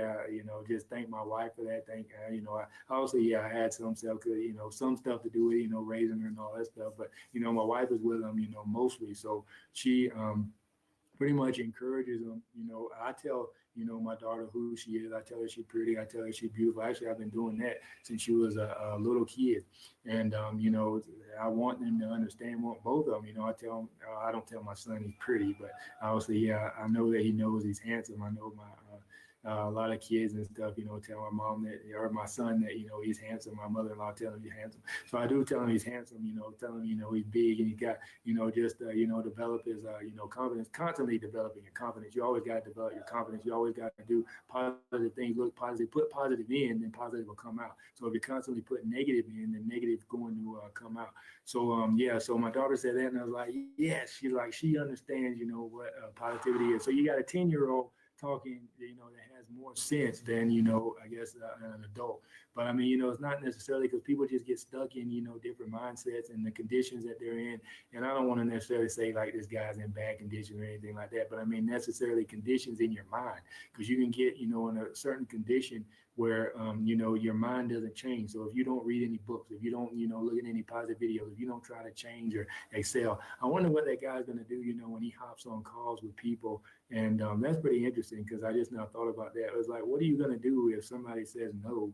And it's like, what are you going to say? How are you going to react? Like if somebody, you hop on a call with somebody, a business owner, and they say, well, I'm not interested in that service. I mean, what exactly are you going to say to them? What are you going to do to them? What messages are you going to send to them? It's like, I don't know. Maybe you guys need to think about, who you're working with, dig a little deeper, in the, behind the scenes to figure out who you're working with. So yeah, God, just to let you know, I mean, yeah, so that's another reason, why I hopped on here. Well, actually, I kind of just thought of that, but yeah, that's another reason is like, yeah, so if this guy does, if you do work with this guy or whatever, obviously he has a cold calling agency company, because I think he mentioned that, he said we, when, in one of his statements or whatever, we don't make calls or we take or whatever. So if it's just him or, somebody else or anybody else, so you don't know exactly what he's going to say. So he might just end up, because if he's calling on behalf of your social media agency, then, more than likely they're going to relate they're going to relate your social media agency with this guy and everything that he says. So I don't want him attached. I don't want anybody, not just him. I don't want anybody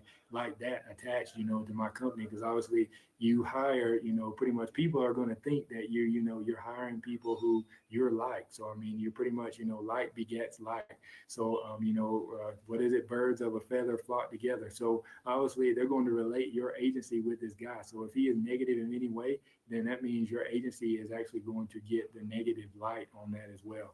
So I have no idea how long I went live, but yeah, that was the last point I wanted to touch on, is the fact that my daughter, a 10-year-old, actually has more sense than, an adult, which is obviously a good thing. So obviously what's going to happen now is she's going to expand on that knowledge, and she is actually going to obviously be, a blessing to, other people, encouragement to other people. So that is a good point. That is a good thing. And let me hop on the other side right here. Look at the comments. So what does it say? It says, let's not get too personal already. That's what my wife said. It says, I had to deal with racism for my own kind, Mexican, Spanish growing up. Wow. Let me hear about that, Heather. That's pretty interesting. I know that, I guess in some countries in Mexico, or even in some Latin American countries, Spanish countries, I know that they said the lighter your skin complexion or the darker your skin complexion, you can experience racism too. I think that happens in Colombia as well, or Colombia as well. So, yeah, because I used to work with a guy that it was actually from Colombia, and I think he said that, it happened there as well. Like, I guess different peoples of different shades, different colors, they actually experience different, yeah, I guess some people, have racism, some people don't. It says he is in bad condition, hate breeds sickness. Yeah, that's true. It does breed sickness, because obviously my wife is big on this. I am too. I'm getting into it, but she knows a lot more than I do as far as energy. So yeah, so if you're looking at, or if you're absorbing negative energy, then obviously that can actually take root and effect, and even the foods and stuff you eat. I think some people actually get down to the fact of, I don't know, well, my wife doesn't necessarily get on this, but I mean, how the food is grown and all that stuff. If the food is grown under stress, then you can actually take stress into your body. Well, actually, some people say that as far as animals and stuff like that, with the certain meats and stuff that you eat, if the animal was under stress, then when you eat the meat, you can also, I guess, take the energy from that meat or whatever. So I don't know, you can look at it or whatever. Obviously, yeah, there's spirituality and everything. So Heather, yeah, I'm interested in hearing about your story, because obviously we can look at your picture and see that you're actually, of a lighter complexion. So I want to know exactly, was it something like as far as that, or I mean, what exactly happened? So it says nothing. I just like evidence. My wife said she liked the evidence. I don't remember what exactly that was about, but so Penny Ford says, yeah, he's in a bad condition, hate breeds sickness, which that kind of led me to that point. And it says colorism happens in most places. Yeah, that's true. So she says that Penny Ford says it happens in Asia, Africa, Caribbean, Americas. Yeah, that is true. Because I mean, obviously, I guess, like I said, if you're different from everybody else, then obviously you're going to stand out. So I don't know. For some reason, I just thought about the story of the ugly duckling, where he was actually not necessarily the same complexion. Whatever happened to the what was it? I mean, I know what I guess the concept and the basis of the story was. Accept everybody the way they are and all that stuff. But I mean, what actually happened on that story? What actually happened? I don't remember what happened at the end of the story. I guess what they finally accepted him. That was the end of it. Did they do a movie on that or something? The Ugly Duckling. I know it was a few cartoons and stuff. Obviously, yeah, it was a book, but yeah. So just let me know what you guys think about this situation. Let me know if you've ever experienced, I guess, any type of racism or whatever. Because I know that, I mean, even, I guess, Caucasians experience racism because we think, it just happens to, Black people, which obviously, yeah, in America, if you're living in America, more than likely it's pretty much going to happen to you. But I'd like to hear, I guess, stories from, Caucasians, not even that, just Asians and stuff like that, too. Because obviously, I mean, any race, Hispanics, like Heather just said, Mexican, Hispanics. I mean, if you think you've experienced or if you have experienced any type of racism, then let me know. Or my wife said the ugly duckling became a swan, which obviously um, that's a swan's a lot better. I won't say a lot better, but obviously a different type of bird. So actually, it became pretty in the end.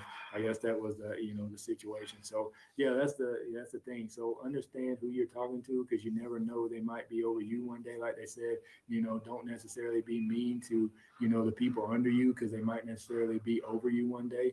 Like if you're at work or whatever, and then you and a coworker are both coworkers, then they promote you, and then you're all of a sudden you're mean to your coworker. That coworker actually might be over you, might be your boss one day. So be nice to everybody, especially at work, even if they do get on your nerves. I know some people at work where I used to work at, they used to get on my nerves, and I'm not just talking about my last job, I'm talking about all my jobs. So yeah, so don't think, yeah, I know that there's still some people in my feed who are, well, he might be talking about, where he used to work at and, the place that he just, I'm talking about there and I'm talking about a lot of other places too. So don't just necessarily single yourself out. So yeah, but yeah, just make sure that you're nice to everybody. Oh yeah, so one of my mentors, he has a shirt that says "Be a nice human." So so always be a nice human to everybody you come in contact with. It says corporate America has given beautiful calluses. Oh, that's pretty interesting, Pity. Yeah, that is true. Yeah, beautiful calluses. Yeah, you pretty much, especially with your boss, Dean. Bithel, what's going on, Dean? How you doing, man? I hadn't seen you active online. Actually, this is a guy, man. We went through mastermind with each other. Everything he's putting on, the ABM and all that stuff.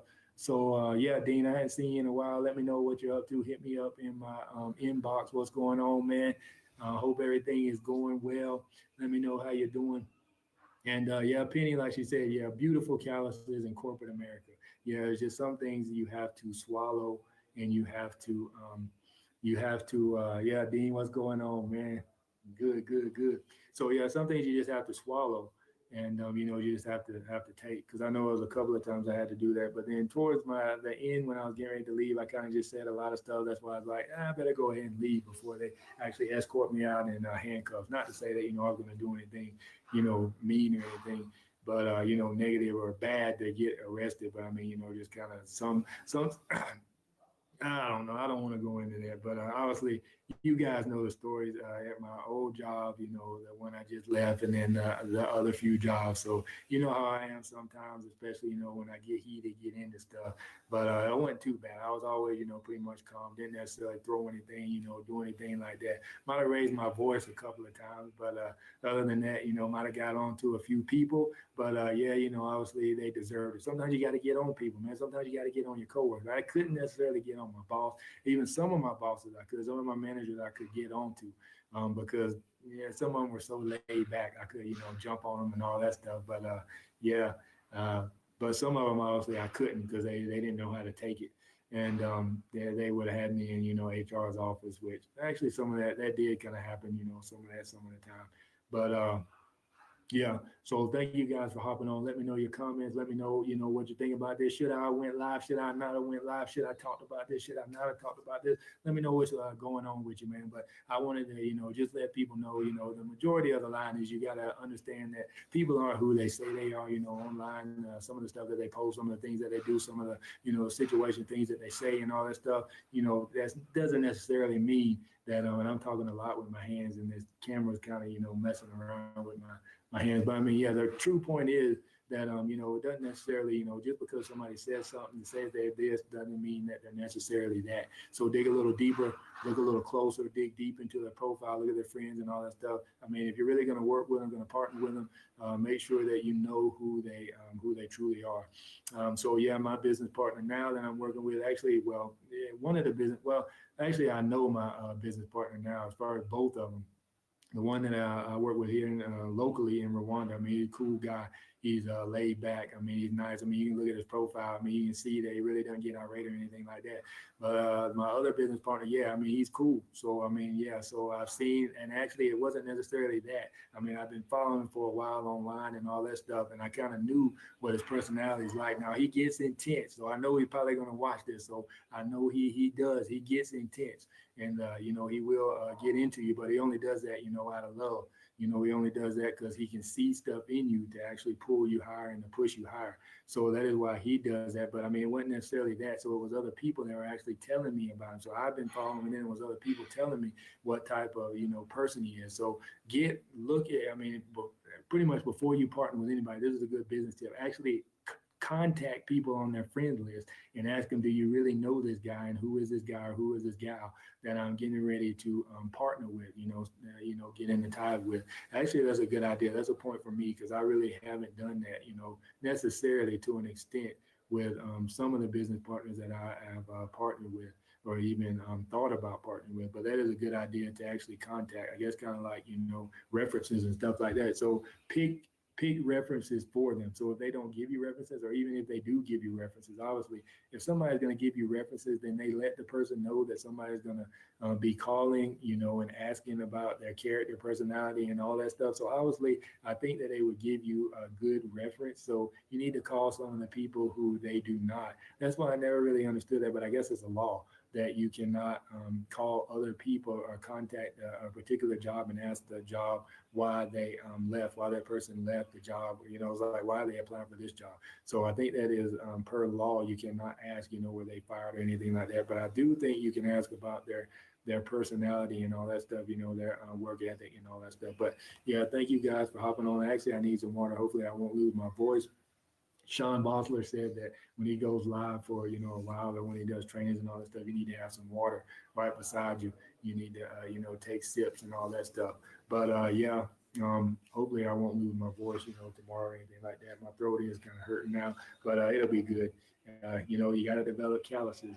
So yeah, so you guys have a good one. Talk to you later. Let me check the comments out.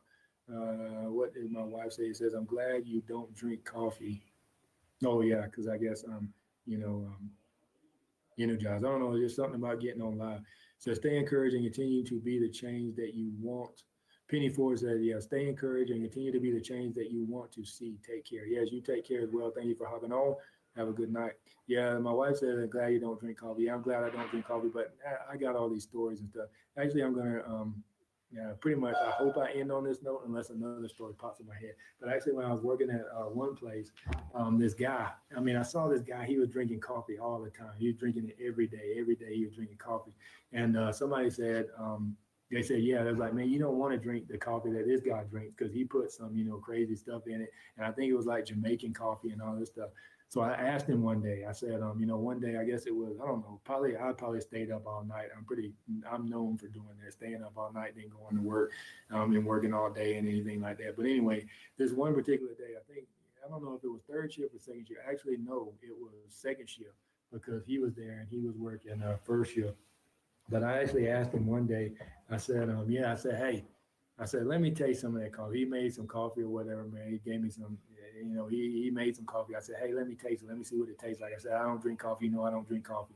So I said, let me just see what it tastes like because everybody's saying, your coffee's whatever. So I took one sip of the coffee, and I don't even know if I finished the cup. And I had so much energy. I don't know what that guy put in the coffee. The only other time when I felt like that is when I was in college and I was taking no dose because I stayed up all night trying to cram because I'm big for that. You can ask my wife about this. We used to study together and all that stuff. Everybody else would be studying. While everybody was studying, I would be asleep.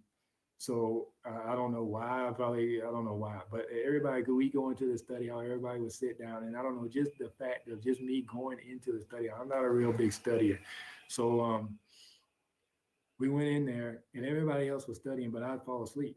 But then by the time it was time for us to go, that's when I was awake and I wanted to study.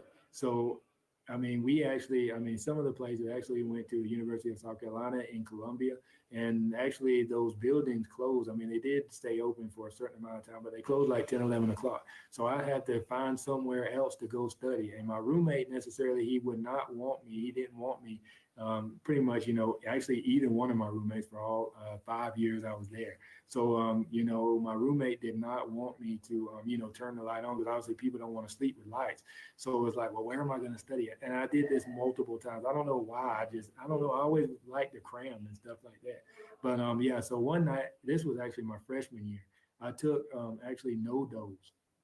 I don't know if they still make this stuff. I don't know what was in it, but I couldn't even. I mean, I took one pill, and I felt like my heart was going to beat out of my chest. I mean, it was like I had so much energy. I said, never again will I do this, because I think I stayed awake all day that day, and I had been up all night. So I think I probably maybe stayed awake for like 48 hours. I said, I'm never taking this stuff again. So I actually had, I don't know, a ton. I only took one pill out of the packet. I don't know. It might have been a pack of 10, 15, 20, something like that. I don't even know if they make it anymore. It was called No Dose. It was spelled like N-O and then space and then dose, like D-O-Z-E.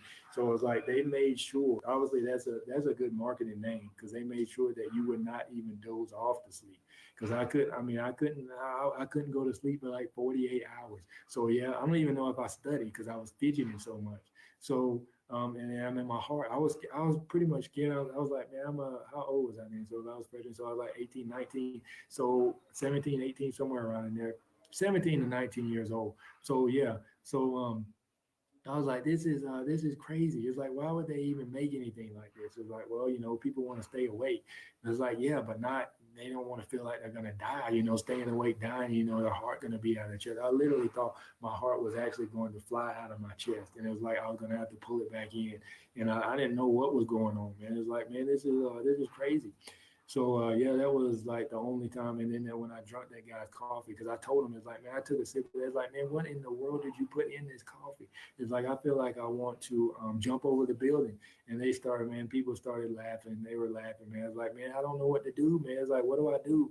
It's like, I can't sit down, because when I sit down, I'm going to stand up. And then even if I do sit down, my legs are going to be moving, my body's going to be moving. It's like, how in the world do you drink this every day? And the guy was always hyper anyway. So, I mean, he was very hyper. So, but it's like, I know why, you're hyper now, but I wonder what he would have been like if he didn't drink that coffee, every day.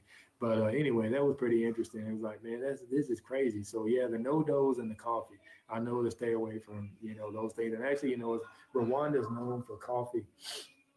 Rwanda's pretty much known for coffee as well. And that's actually I haven't had a sip of coffee here. I had did I take yeah. I know I had African tea, which that is that's delicious. So what they do is they actually get like black tea or something, and then they mix it with milk, which is pretty good. But I didn't drink cow's milk. I don't like cow's milk. Sometimes I get reactions and stuff to cow's milk, but I actually had coconut milk. And for some reason, I'm sniffing now. I don't know if the door's open over there or what. But yeah, maybe that's an indication I need to hop off. How long? Let me see this live. See if I can see how long I've been on. No, I can't see. But it looks like, a couple of people stayed on. I got 36 comments, which who cares about the comments? But yeah, thank you guys for hopping on. I'm about to hop off. So let me know your thoughts in the post. Drop them down below about, racism, not even necessarily racism, just negative people reaching out to you. What are some of your situations with negative people? Negative people, what do you do? How do you focus? How do you get through? How do you push through on the fact that, a negative person is coming after you, especially, a lot of you guys in sales and stuff. Sales is hard.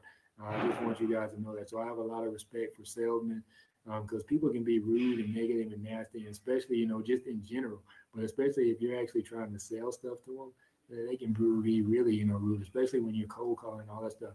So what do you guys do? What are some of your tactics of dealing with, I guess, just negativity and when people are rude to you?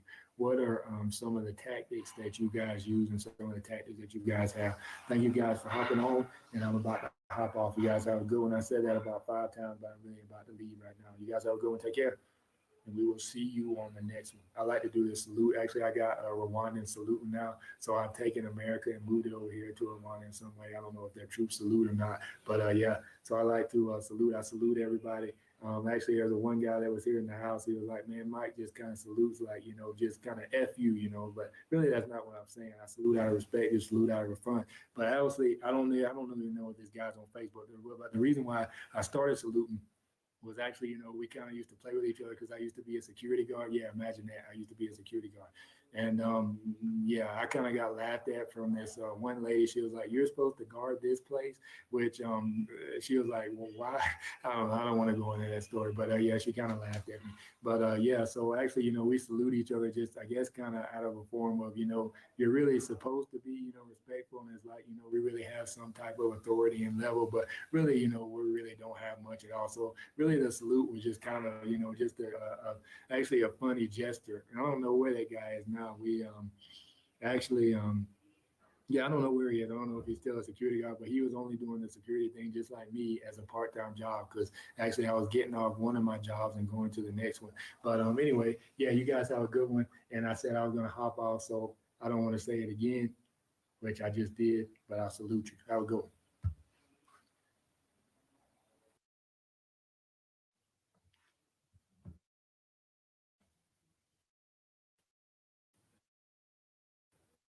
I don't know if my audio is good or not. Yeah, I got audio here, audio here. Hey, what's going on, everybody? How you doing? I don't want to speak too loud because I'm actually we got a few people in the house with us. Actually, we're sharing. I'm actually here in Rwanda, and I'm helping.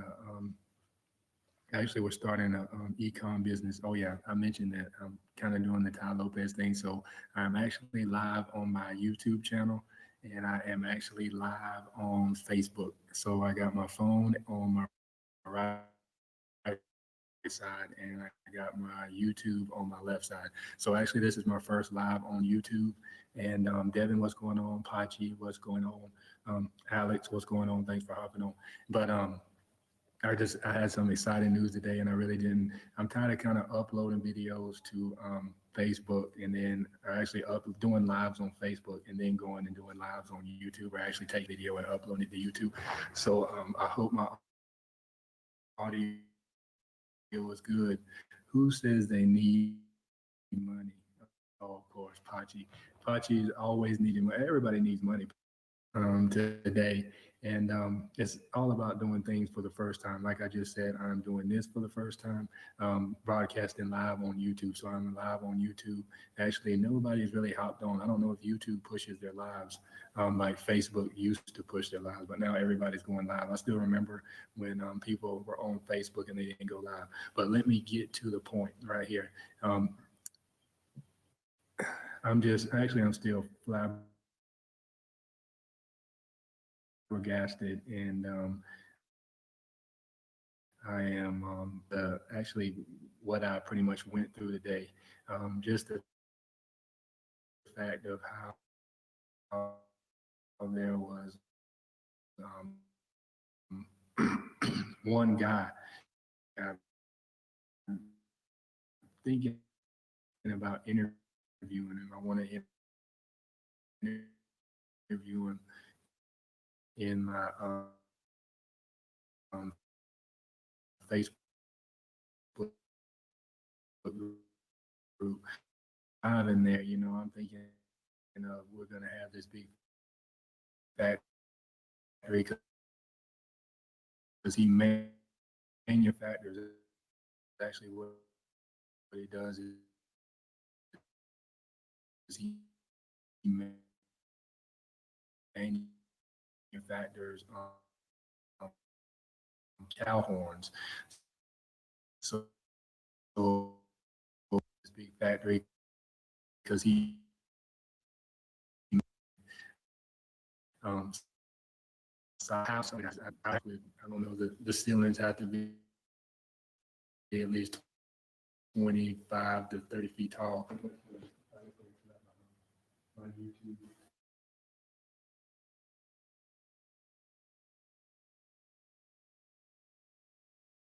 You can see the steps and stuff. And as well, this is a little kitchen at the balcony upstairs. And 8 rooms in this house. You really can't tell the lights in the ceiling. But anyway, you can see the house that we are. You can see the house that we're pretty much staying in. And this is actually a country that is growing. We're in Rwanda. The country is growing. President Paul Kagame has actually done a lot to the country, a lot for the country. He raised like $3 billion within the first 3 months of this year. So the African trip is actually going good. Actually, that's what I want to talk about today. So you guys out there that are pretty much saying that you have no means whatsoever to make a business, to do anything. I talked to, let me tell you this story. So, and it was pretty interesting because we kept going downtown, and the areas just pretty much kept getting, it was, first I see big, tall buildings, then I start seeing buildings. I might be able to compare it to somewhere in New York, but still places in New York. No problem. Gassan. Yeah, I try to give shout outs know if I know what you do and I know your business is actually legit and I know that you are pretty much killing it already, so you can go check out some of those pictures. But the situation with that was I was like, where is this manufacturing place going to be? And actually it was a Rwandan driving us around, and it was another Rwandan in the back, and they were actually talking to each other because I guess they really didn't know where the area was, because I think they've only been to the manufacturing site once. So we kept driving, and then actually another guy that we were with, Robert, actually he's the one that's actually helping the business get going and all that stuff. Actually we were with him on Facebook, so English is pretty good. And actually my page met us, I guess it was at the end of a dirt road. Actually, how are you doing? So it was at the end of a dirt road. Thanks for hopping on. It was the end of a actually dirt road. So then we just kind of veered off, and this road is not paved. So we kept driving, and it was down this dirt road. But the road really wasn't, I guess, smooth or anything like that. So there was humps in the road, there was bumps in the road. It was kind of like, an off-trail road, something that you would see in a safari. Brian, what's going on? How you doing? So something that you can see in a safari. So we kept going. And then I noticed the gas tank. So I'm continuously looking at the gas tank, because the gas tank is like on E and the lights on, and I'm thinking, how far are we going to go off on this dirt road and we don't have any gas? And I thought about it in the back. It was like, I wonder if we have some extra gas. And I was like, no, we couldn't have any extra gas because it's a van, so I would have smelled the extra gas. Unless they were storing it, I don't know where else you could store it in a van. But I know we didn't have any extra gas in the car, so I was like, we're about to run out of gas. So all of a sudden, we keep going. And then I guess, I guess I should say that the owner of the company, the owner of Cowhorns, he actually came up in a moped. So pretty much the only type of vehicles that go down in this area are pretty much mopeds. Actually, we did see a Toyota something. I don't know if it was a Sequoia or what, but it going out, we saw that. But I don't think they went as far down as we went. So then we keep going down, and then we actually veer off a lot further. So I was like, how far are we going to go? And then I started thinking, it's like, what type of factory is out here? So we keep going, and we get to this one point where we actually have to go up a hill and then we have to turn around because Calhoun actually turned off to the left, but we couldn't turn because we would have got stuck because we were in a big van. So we actually had to go up a dirt road, which is like, I mean, only just enough room to get the drive the van on. So we keep going, and then so we had to turn around. Then we had to come, I guess, back down and turn right because first we were supposed to turn left, then we had to turn right. So the reason why we had to do that is because we had to go in at a certain angle to actually get over. Because I mean, it was kind of like it was down an embankment and all this stuff. It was just pretty interesting. Anyway, so we keep going down the dirt road and we're still going a lot further. Then all of a sudden, I see like this town where it's pretty much just, I don't know, like mud houses. And it's like mud. I mean, it's just, I guess you might as well just say stucco houses or something like that. That's the only thing I can pretty much compare it to. So, and then the driver pretty much just stops because I guess, well, Calhoun stopped first because he was on his moped, so he stopped. And you're kind of, flabbergasted. It was like, what's going on here? But then we got to the house, and this guy, I mean, that you, especially over in America, I mean, you have no reason whatsoever. If you want to start a business, you can start a business. We walked in the house. This guy had, I think it was 6 workers in there who had saws, and I guess it was like circular saws where I guess they were sanding the cow horns. Sylvia Dukes, what's going on? So they were sanding the cow horns. 6 employees sitting down in an area probably just as big. The house was just as big as probably this living room area, and obviously not as high because I actually had to duck. I mean, I'm a pretty tall guy. I'm like 6'3", 6'4", but I had to duck to go down in there. And I mean, there's other surrounding houses around it with people just living. I mean, I don't even know if I didn't look to see if they had any electricity running in there or not. But I mean, just the living conditions of the people in this guy is running a business. He's running a business. He's actually selling stuff. I think some of his stuff is, I don't know if it's in the airport, but it's in some of the big buildings around here. And actually, he said he sold some stuff. He sold stuff online. I keep looking at YouTube. It's kind of hard. How does Ty Lopez do this? I mean, the fact that Elijah, what's going on? I don't understand. It's like, where do you look? I mean, I only have 2 cameras. He has like 5 or 6 cameras where he's broadcasting from Twitter and he's on Facebook and he's on YouTube and he's on Instagram. It's like, where do you look? But I guess if you have your cameras out more, I don't know.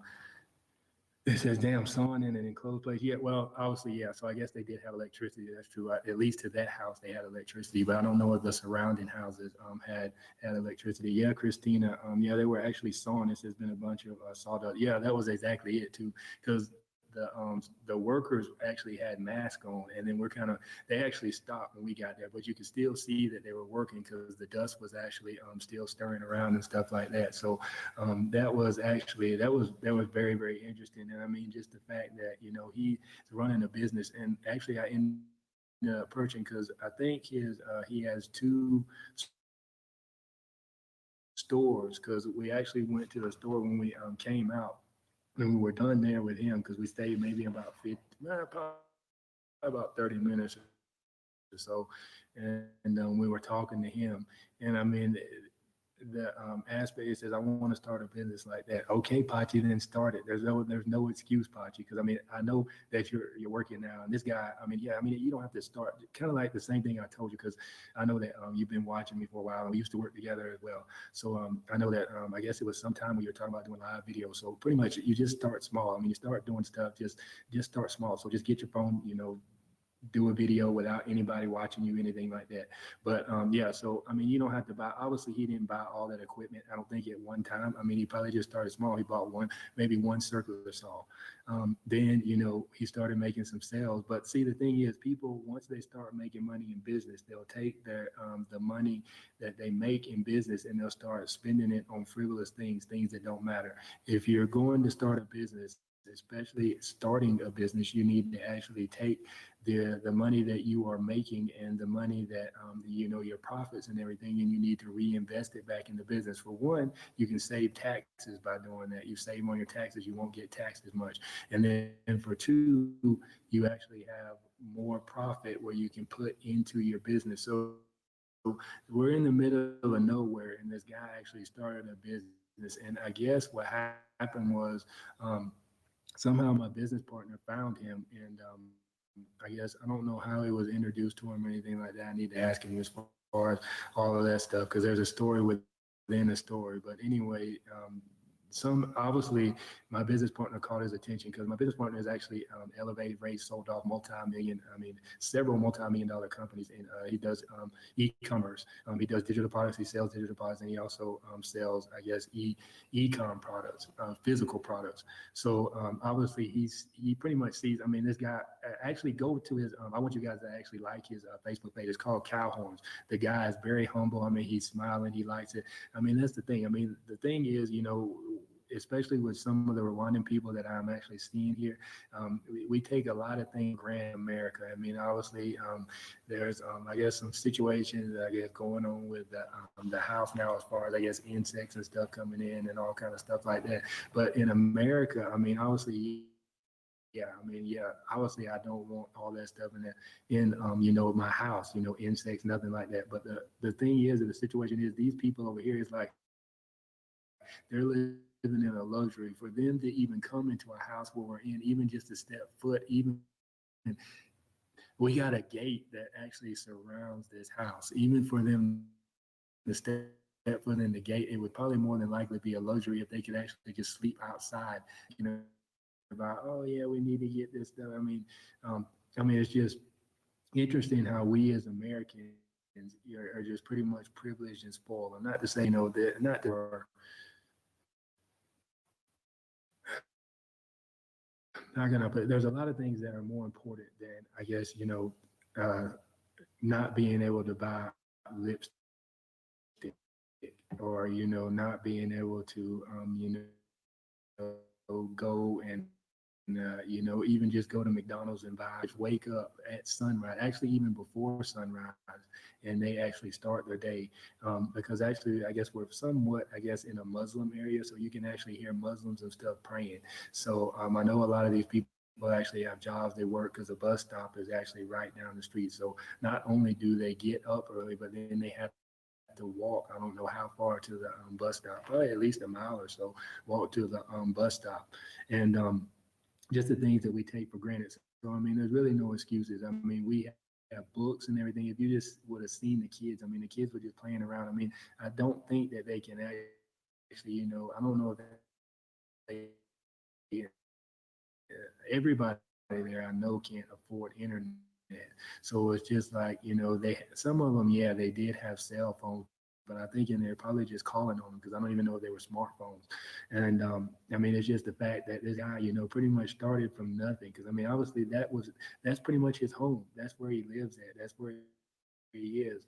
And it made me think, as far as some of the things that I'm complaining about, is like, well, I need this software and I need that software, and it's like, yeah, obviously, yeah, I know it's going to be some naysayers on here that actually say, well, you got to have fun, you got to have capital, and just it depends on what type of business that you can start. It's like, well, I don't want to start that, but the thing is, you can start small and like start selling necklaces or something. And even Gary Vee talks about this, where you can actually just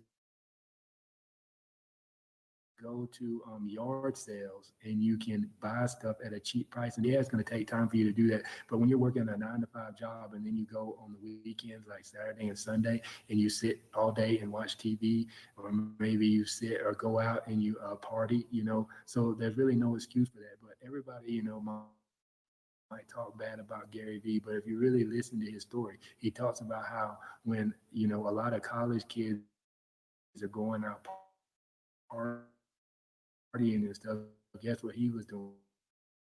He was actually working and he was grinding, he was trying to find a way to grow his business and make money. Now he's pretty much still doing the same thing. I guess once you get it in you, you pretty much you get it in you. But that's really, actually, it kind of opened my eyes to a lot of things. of things just as far as,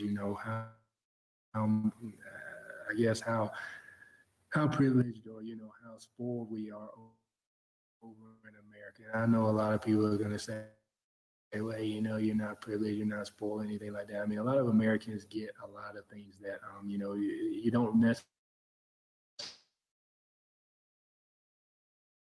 necessarily realize when you're in the I know at times, we, pretty much played and stuff in the lab and all that stuff. But when it was time to, get to, work and actually do work, I mean, pretty much, they actually worked hard. So it's pretty much inbred in these, Dana, what's going on? How you doing? It's pretty much inbred in people to, at least the people in, underprivileged or underdeveloped, or I guess developing countries, because I don't necessarily think Rwanda right now is underdeveloped, but I know it's a developing country.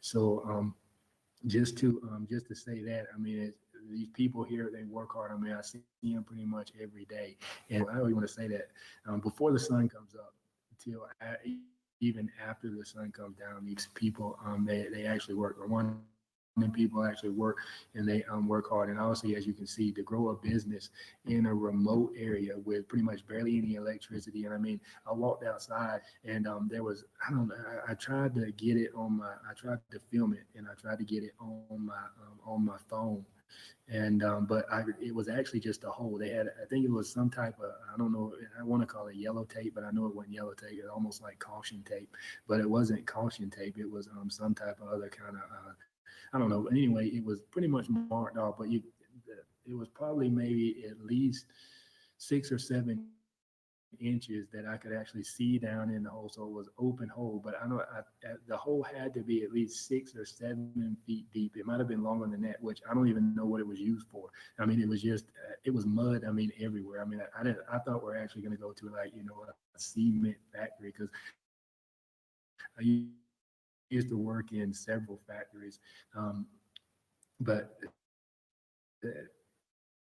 I don't know, just I was thinking of, pretty much, but obviously that's the thing. I mean, this guy's starting small, but I guarantee you, I mean, the thing is, he is, they're very, it's nice products.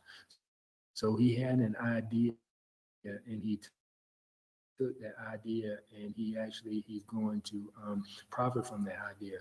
So, I mean, whatever idea you have, you can actually go out and get a business loan and start from that.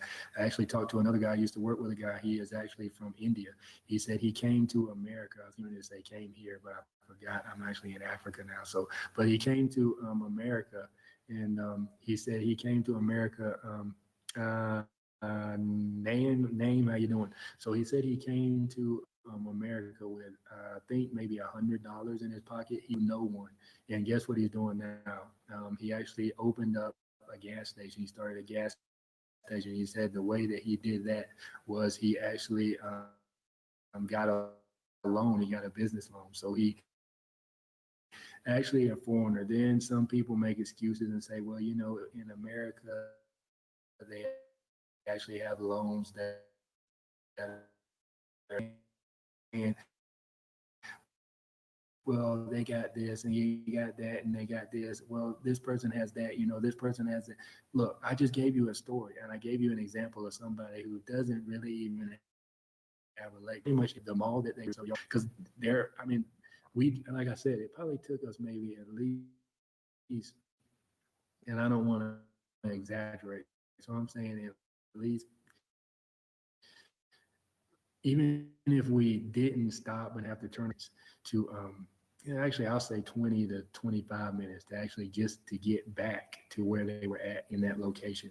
So if somebody had to walk up there, I mean, in all that mud, and actually it was raining, they're actually Rwanda is actually in the middle of, I guess their rainy season or whatever they call it now. So it was raining, so it was wet, and just the fact is, all you have to do, to leave your house or to leave the area where you're at is call Uber, which actually they're supposed to, the Volkswagen actually is building a company over here, and I guess actually they have a plant in Rwanda. plant, manufacturing plant, and they're actually trying to do something like Uber. But anyway, but more than likely, I guarantee you they're not going to come out there. I don't even know if there were addresses or anything out there. I don't know what, I guess, a local medicine doctor or whatever, because I'm pretty sure, I don't think an ambulance or anything like that could get back there. And even if it could get back there, it'd take them a while to get in there and then to get them out. If there was an emergency, I mean, I don't know what would have happened. I mean, pretty much, I guess if you're just sick or if you're down and out, then you're pretty much just sick and down and out. You have to, I guess, just get local herbs. And what they do is, I mean, just the fact of how they just utilize everything that's around them. We waste a lot of stuff in America, a lot of space, a lot of land, and all that stuff. Pretty much everywhere you go, we just picked, I guess it was plantains or bananas right out in the front of our house. If you do that in America, you're on somebody's property and you're going to get in trouble. I mean, yeah, I'm not saying go steal, from your neighbor, go steal fruit and vegetables and stuff from your neighbor, because obviously, that's shunned, pretty much shunned upon. But I mean, I think what the government has done here is they're actually utilizing the land. They have corn, they have cassava, they have, thanks Arnold for telling me that on my other live. They actually have, what we're looking at today, corn, cassava, um, yeah, what else? Oh, beans. We saw beans. So they're utilizing everything they have. And obviously, yeah, they have cows. I mean, I had some of the actually the freshest food for pretty much, I won't say that, well, for an inexpensive price. If I pretty much some of the food that I've eaten because it's fresh. It's pretty much, I guess there's a restaurant in downtown Greenville, where I'm from, South Carolina. They actually have a restaurant called obviously everything in America is about profit. But yeah, so I mean, you guys that actually want to start a business, yeah, I mean, you really have no excuse now, especially, I mean, the amount of money that you're making. I mean, even somebody in McDonald's in America working in McDonald's is more than likely making probably twice or three times as much per month than just a normal worker in now, not to say somebody that's playing around in McDonald's working 20 hours a week, but if you're working like 40 hours a week in McDonald's, you're pretty much, you're actually, you could pretty much live in luxury over here in Rwanda. And that's just a thought for you guys. And obviously, yeah, things are more expensive and more in America, yeah. But I mean, still doing things online. I mean, you have a voice right here online. I have a voice. Actually, I don't know what's going on with this YouTube. I don't know if YouTube going. That's kind of what I was. I guess you can pretty much service-based business. Actually, we service other businesses. So I do digital marketing. So I don't know exactly what type of service-based business. Kirsten, how you doing? Yeah, I don't know exactly what type of service type business, but what I've seen as far as everything online is, well, any business period actually needs leads. We were actually talking about that today too. Um, Whatever business you're in, you need some type of leads and you need customers. Whether it's service based or whether it's product based. So you can actually utilize social media sites such as Facebook, such as Instagram, and actually people are actually talking about Etsy. I forgot about that, but yeah, Etsy. So I think that Etsy is actually free. So if you have a product or anything, you can actually put it on Etsy for free and then you can sell it. So I don't think you pay Etsy until the product is actually sold. So you kind of pay stuff. But I know Christina actually asked a question. I know I got off on a tangent, but that's another. I mean, if you have anything to sell, you can actually sell it on Etsy for free, and then Etsy will take a percentage off once it's sold. But as far as doing a service, so what type of service it is, but I'll just give you an example for me. So for me, I actually look for entrepreneurs and I look for business owners actually on Facebook. So a lot of people say, well, it costs money to start a business. It does not cost any money. Yeah, it costs some. Actually, right now, you really don't even need any skills. As long as you can talk and you can read, you can pretty much start a business, at least in digital marketing, because there's ways that you can actually have your own cold calling center where you can work with cold callers. Darius, what's going on? How you doing?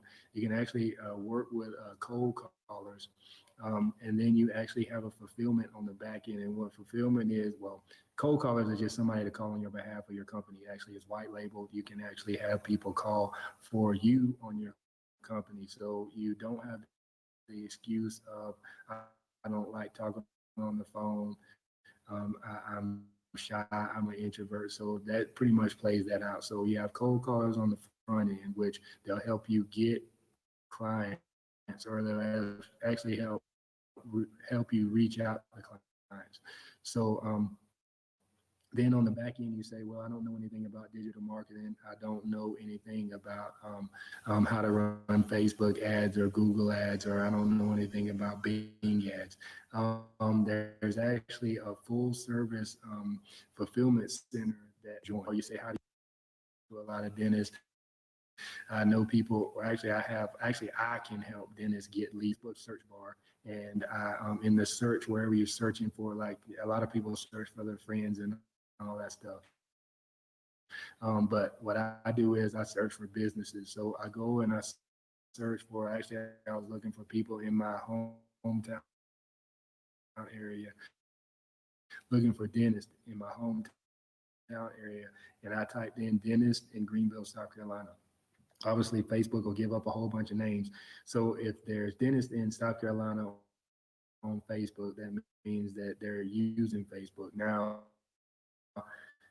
they have a Facebook, but I actually messaged some dentist offices, and they actually did not respond, which was it's bad business.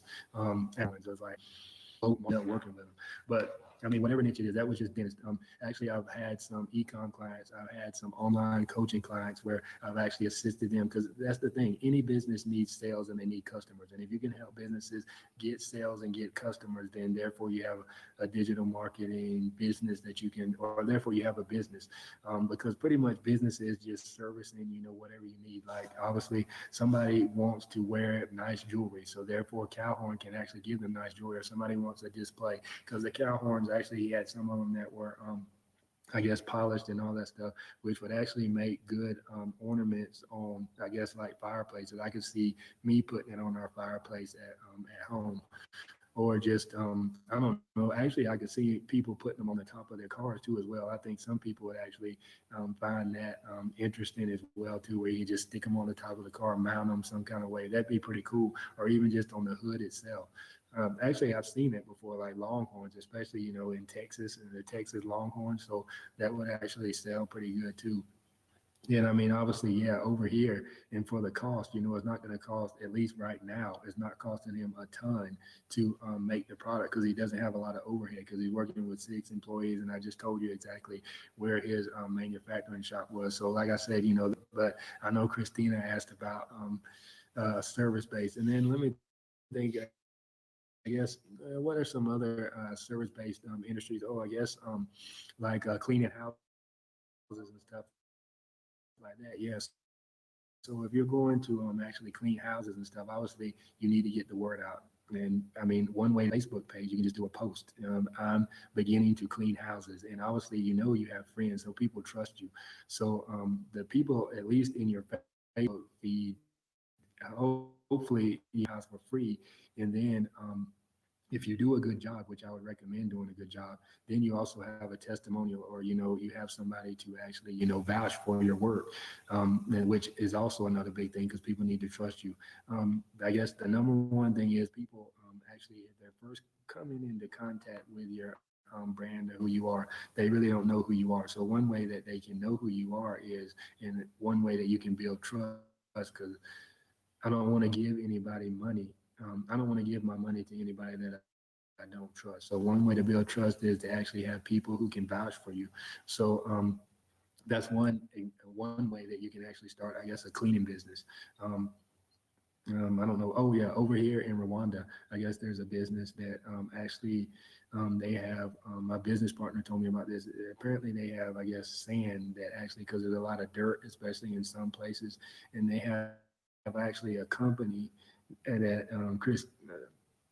Cristano, how you doing, man? Good. Yes, I've been talking for a while, almost 40 minutes now. I need to get off. I got some other stuff to do. But yeah, so actually, there's a business over here in Rwanda that actually comes into houses and they actually clean the sand and the dirt out of houses. So there's, pretty much, a service-based business within itself. Actually, I keep naming stuff, but I mean, obviously, think of a service-based business that actually is not in America. If you see something that needs to be done, actually, here is the idea, which Ty Lopez does this from time to time. He actually throws out business ideas where you can take it and do whatever you want to with it. I know because when you go to a new area, you obviously see stuff that normal people in the area don't see because you're pretty much you're just doing stuff pretty much constantly, just in the rut, just doing things day to day. So things just look constant to you. So you kind of need to, see different things in a different light. So I went to California for the first time last year, and I noticed, and even in Miami too, they actually have scooters and stuff that go around. Actually,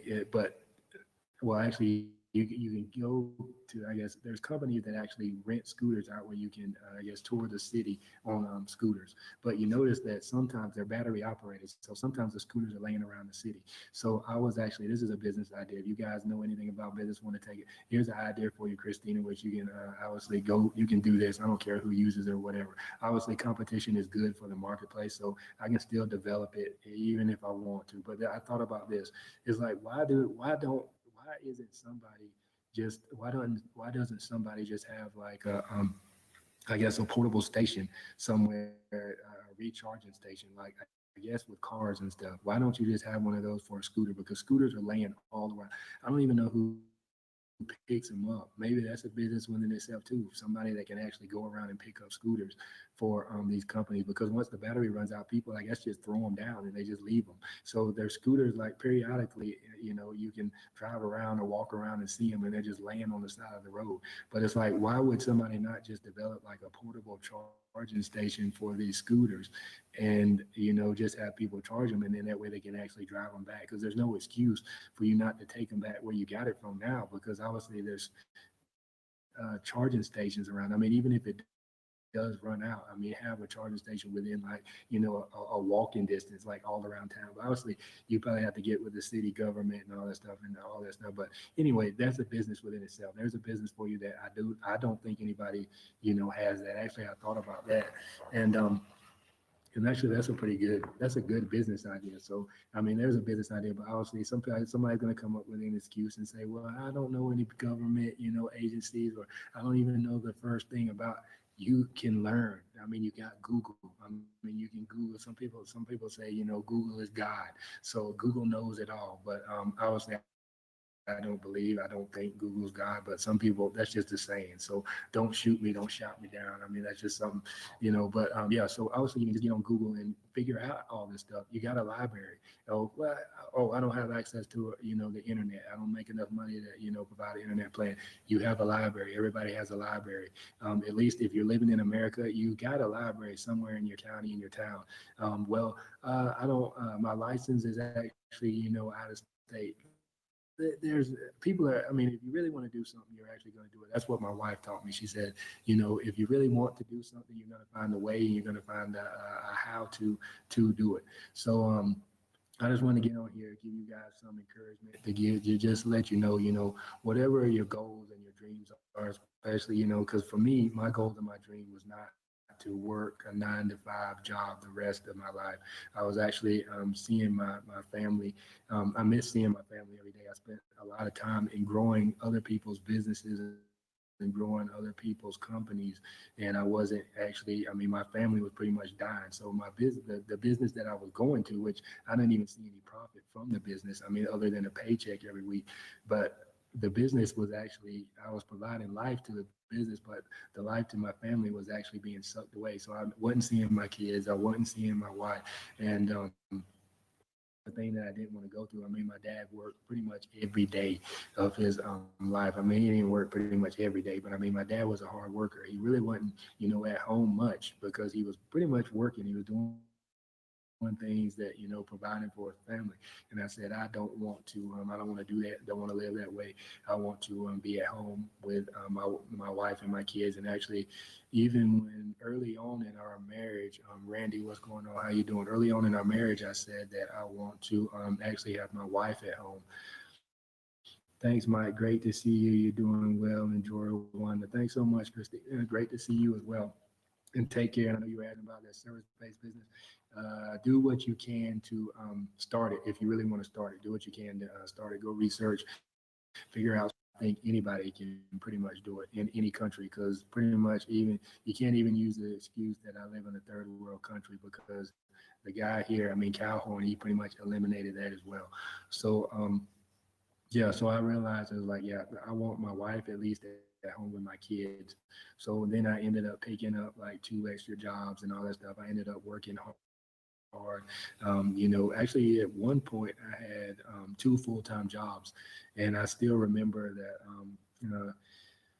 it was a third shift job. Yeah, so it was, which I had for a while. It was a third shift job, and then I actually had a first shift job. So I remember that I was getting off of third shift, and I would actually have to sleep for probably about maybe 30 minutes or so, and before work. So I'd actually have to leave one job location and then go to somewhere else, and actually have to sleep for 30 minutes in my about 30, 45 minutes, depending on when I got off on my job. Sometimes I got off late, so I didn't get to sleep at all. So I had to work like, I don't know, 14, because sometimes I left early on my second job. They were real lenient.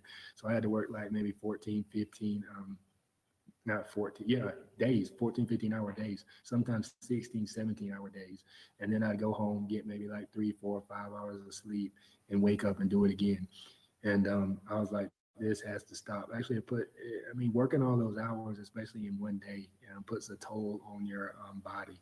And actually, I think that's actually pretty much ended up, when my knees and stuff started hurting.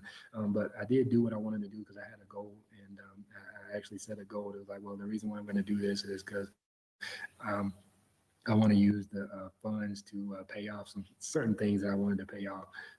Pretty much just foolish stuff. I mean, stuff that really I did need, technically, but I guess I thought I needed, but it was just pretty much just really stuff that I wanted. So actually, yeah. So I worked 2 jobs. I mean, I worked pretty much every shift. I mean, I worked first shift, I worked second shift, I worked third shift, I worked the weekend shift. Um, it was like, this is just sucking the life from me. Alicia, how you doing? It's like, this is just, pretty much just sucking the life out of me. So, I mean, there he is right there. Oh, I'm glad you hopped on, Calhoun. Calhoun, how you doing? I was just talking about you. Actually, I need to set up an interview with you. I want to, and everybody that's on here, everybody that has watched or is watching right now, go like his page. This guy has some excellent products. I mean, I'm telling you, I'm highly impressed. I mean, this guy pretty much he really motivated me to today just by going out and seeing his shop. I want to interview you. I want to actually I want you to be in my Facebook group. Um, Actually, we need to connect. I'll send you a message on in Messenger so we can hook up because I want to hear your story. I want you to tell your story. I mean, I want you to give encouragement to people that are just a country like you're in. I mean, another country. I mean, even a neighboring country. Even Uganda or Burundi or even in the Congo. I mean, I think your story is going to sell. So I want to interview you in my group, put you on my Facebook page and my on my YouTube feed. And I don't know if you know Wada Maya or not, but actually I'm supposed to meet with him. I want to maybe we can connect. All of us can connect some kind of way. Yeah, actually, yeah, I ended up I talked to I don't want to solely make this conversation to Calhorn, but actually I reached out to him and I'm supposed to connect with him. I don't know if you know or not, but actually he's supposed to come back to Wada Maya. That's his name. I don't know why I always mess it up, but yeah, he's supposed to come back to Rwanda, I think.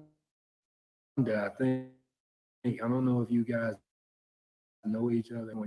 So yeah, the more exposure, the better. So I gotta, yeah, I'm gonna email you. But yeah, this is I like I said, I didn't want to have to go to a 9 to 5 job each and every day all of my life and all that stuff. So I decided to actually start my own business, and I pretty much just quit one day. Then everything once I put in my resignation letter, everything just pretty much started to open up. And I didn't necessarily want to go off on this tangent tonight, but yeah, but I mean that's the thing. I mean, if you have a goal and you really want to do it, you need to pursue your dreams and you need to go after it. So thank you, Calhoun, for letting us come out there today. I mean, you gave me motivation actually for this live, and just motivation in general. I mean, you are an encouragement to me, and I want to get your story told. You want people to see your story. That way you can be an encouragement to a lot of other people too, because you pretty much just killed every excuse in the book. I mean, as far as how you can if you want to start a business, you can start a business just because. I mean, nobody can make any excuses now as to why they cannot start a business, especially just having all the amenities and the things that are around them. I mean, you utilize what you have. I mean, you took an example of that where you pretty much just utilize what you had. You use the tools that were around you, and then you formulated something to actually make other tools. And that's the thing. I mean, that's why I say this guy's a true entrepreneur. I don't know if you go look at my page or not, but that's what entrepreneurs do. I mean, yes, some people say, yeah, you can be born an entrepreneur. I mean, you say, pretty much, but you can also learn tactics and steps that will tactics and steps that will allow you to become, an entrepreneur. It's just pretty much, yeah, I do believe some people are actually born true entrepreneurs where, it's born. But I mean, some of the entrepreneur tactics and skills can be taught. Actually, all of them can be taught because I mean, it's still just because you're born with a skill and a gift. I mean, Michael Jordan, LeBron James, and I'm naming golf player, Tiger Woods, they were born with, certain skills. And I know a lot of people like I guess Saga. So what's his name? Mezier, and then even I know some of the old hockey players, Wayne Gretzky, and I guess what's the other guy's name? Lemieux, Mario Lemieux. So yeah, some of these guys, yeah, are born with obviously, yeah, some of them are tall and all that stuff, and then they have special abilities. They have greater lung capacities, but still, even if you're born with a skill and you're born with a gift, you still got to develop it. So you got to practice. Kobe Bryant practice. I'm naming basketball players because that's my sport. Much they practice. So whatever the skill you have, you I wanted to hop on, give you some encouragement and Calhoun. Anybody that's watching this now, watching it afterwards, whatever, just go like his page. I mean, I'm telling you, at least go look at his page. That way you can see his products. So thanks for letting us come out there, and you guys have a good one. Take care, and we'll see you on the next one. Goodbye.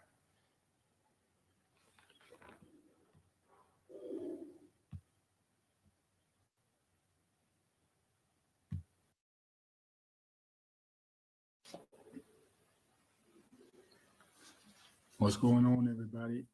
How are you doing? I don't know if you can hear me, see me. I know it looks like there's a little feedback. Hopefully, I'm not too loud. I don't know where to go because they're downstairs watching soccer. If I sit at the kitchen table, you're going to actually hear. Um, Actually, can you see my screen now? Oh, no, you can't see my screen. So this is not good. Actually, as soon as I went live, this kind of went downhill, went down south. Let me see if I can actually, am I on live? Am I on my page live? Where am I at? So it says I'm live and it is public. So we are good. We are good. We are good. It's just the video looks kind of blurry. And it looks like there's 3 people. And my wife says I am not too loud. Why does that say 1831? Um, oh, Be Live changed this around a little bit. Um, so now they put the time. Usually, usually the time doesn't show up until after. Yeah, this looks ugly. This picture looks ugly because it's not a lot of resolution. That's actually going. No, this, I need to plug into the modem, but I don't have my plug. It's going to be blurry. It looks good on my left screen, but for some reason on the right screen doesn't look good. But anyway, I was actually just wanting to get on here, just hop on here real quick. Actually, I'm listening to, watching some of Billie Jean's um, training.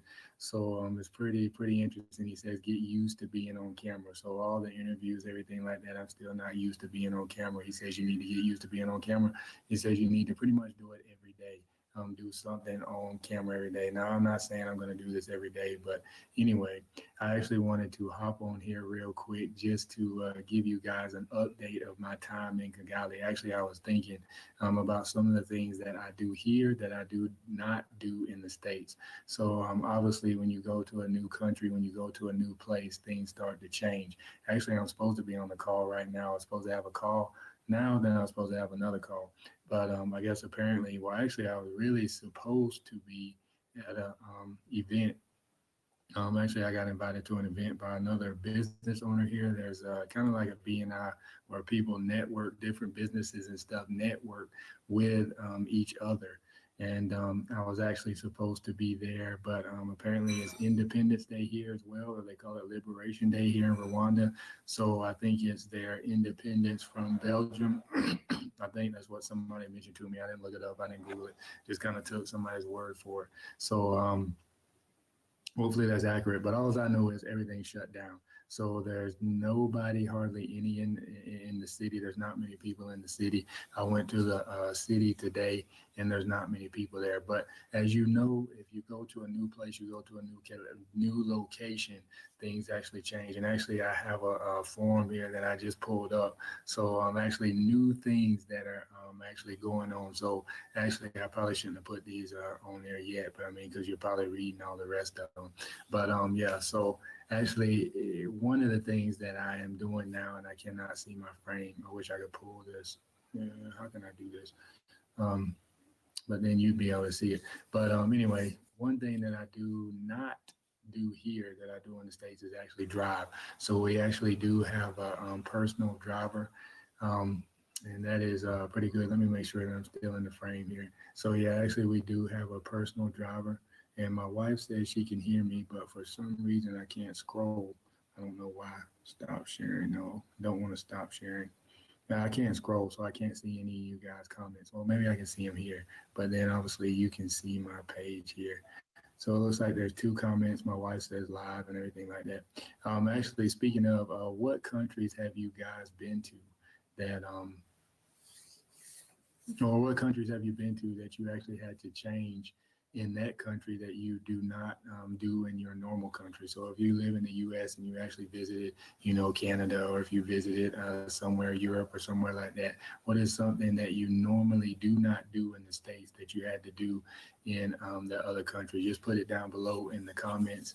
And so, like I said, one thing that I have not done in, I guess, over 40 days now is actually drive. I was thinking about that the other day when I was being driven around by our personal driver. That was pretty interesting. It's like, why haven't I driven? It's like, I don't think that there's been a time in my entire life. Well, obviously, yeah, once I got my license, I've pretty much driven every day. I mean, it wasn't an extended period where I did not drive. So that's pretty interesting. I have not drove. And the second one on here is actually walking. Well, let me pretty much say something about the driving aspect of it. The fact that I do not drive, I actually have more time to think. I was thinking about that the other day because as I was driving, because most of the time when I drive, I just focus solely on the road. I'm pretty much intentional because a lot of the times when I look off to the left or look off to the right and I am driving, is not a good experience. That's where I've had a lot of my wrecks. I think I've been in, I actually rear-ended a couple of people in my life, actually a few people in my life. But actually the weird thing is I've actually also had two accidents at the gas station, which were not my fault. My vehicle was stationary. One, I was parked at the gas pump and I was finished pumping, and this lady was getting ready to actually pull around, and there wasn't enough room for her to get by. And it's like, this lady's totally going to hit me. And I was standing outside at the pump, and there was nowhere for me to go because there was a car behind me and she was right there. So it was kind of like in the middle of a corner or something. I do not like this because I can't see myself. But yeah, so it was like in the middle of a corner. And I was like, this lady is going to hit me. And Joe, what's going on? I do see your comment right there at the top, but I still can't. I don't know why I can't scroll. Let me see if I can pull this. Oh, here we go. Here we go. So my wife says it's actually day 50. So in 50 days, I have not. Yeah, it does look clear now. I don't know. The reception came through.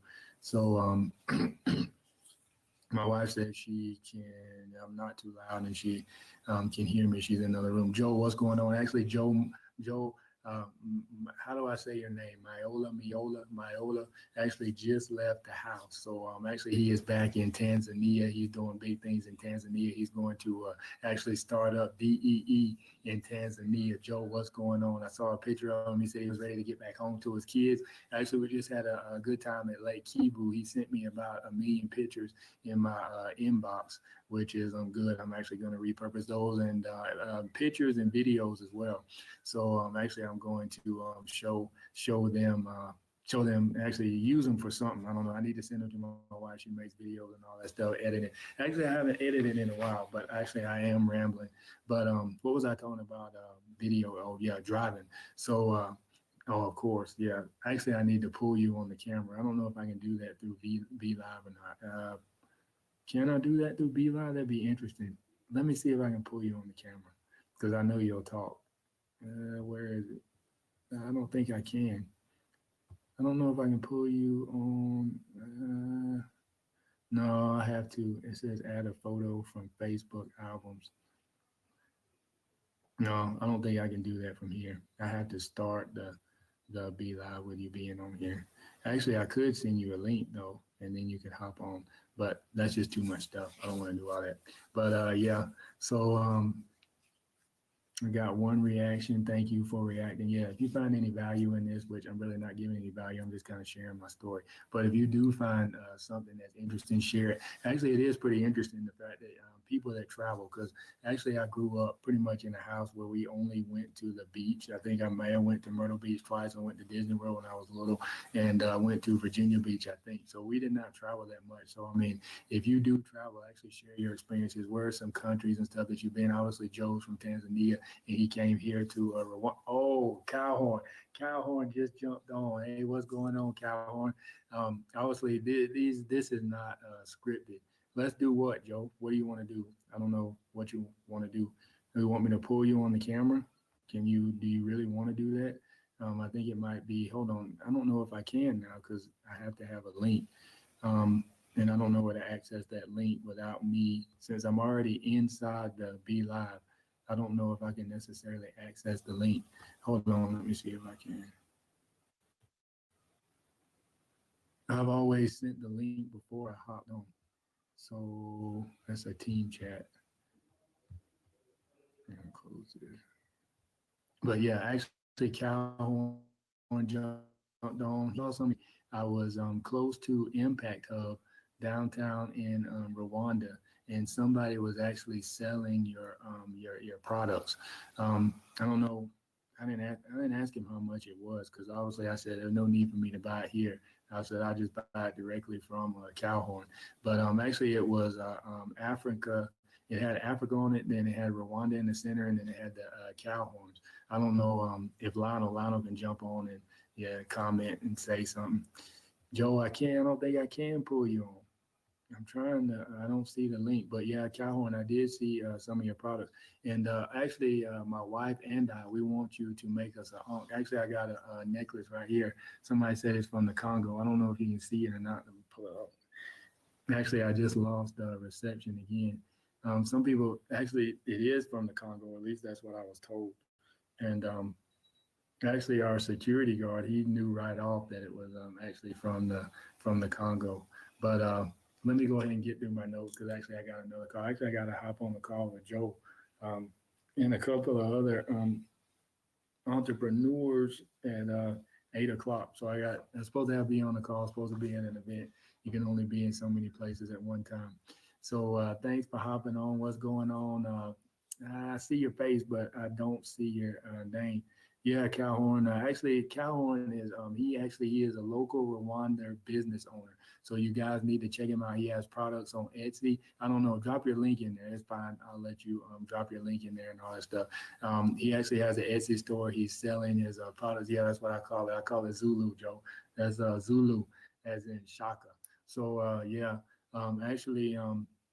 Yeah, so Calhoun is a local Rwandan. He actually has an amazing story. I was going to interview him. Something happened. I was trying to interview him on live. John, that's who it is. John, what's going on? John, how you doing? How are you doing? What's going on with you? Uh, um, yeah, so actually, are you doing anything with, have you made any extensions? I think you were making extensions, right, John, with Kim Dang. I think you were making extensions. Have you had any success with that? If you have, let me know. If not, let me know. Just put something in the comments. But yeah, so what was I saying about? Oh yeah, Calhoun is actually. I was going to interview him. I was interviewing him, set it up on actually Be Live first, and it didn't work. Then I set him up on Zoom, and that didn't work as well. But I still want to interview you. I want people to hear your story. I know he's actually traveling all around. Actually, we went to his shop. I mean, his shop is actually in the middle of pretty much. I don't want to say nowhere because obviously it's somewhere, but it's really back in the village, and he is actually making products. He's selling stuff. I mean, I think he has his product. Obviously, I saw his products today. It was in just a regular store. And I think he has, obviously, he's selling his products outside gas stations. I think it's 2 gas stations right here. Help me out, Calhoun, local gas station where he is actually selling his products. And yeah, so he is a true entrepreneur, started from nothing, really didn't have a lot. I mean, he has a very good testimony, he has a wonderful, wonderful story.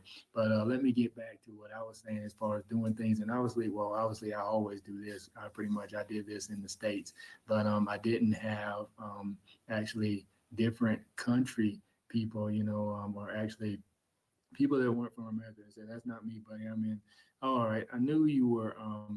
I knew you from somewhere. The face just looked familiar. I didn't know if you were.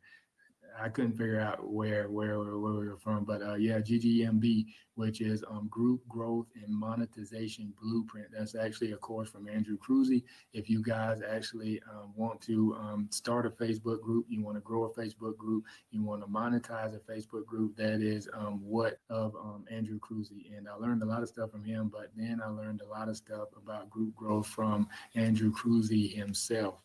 So Andrew Cruzy, I think 2 years ago, maybe last year, year before last, he made 500 something $1,000 all off of organic traffic. He does not run any ads, and he actually goes through the course and actually tells you how to do that. So if you're interested, let me know, reach out.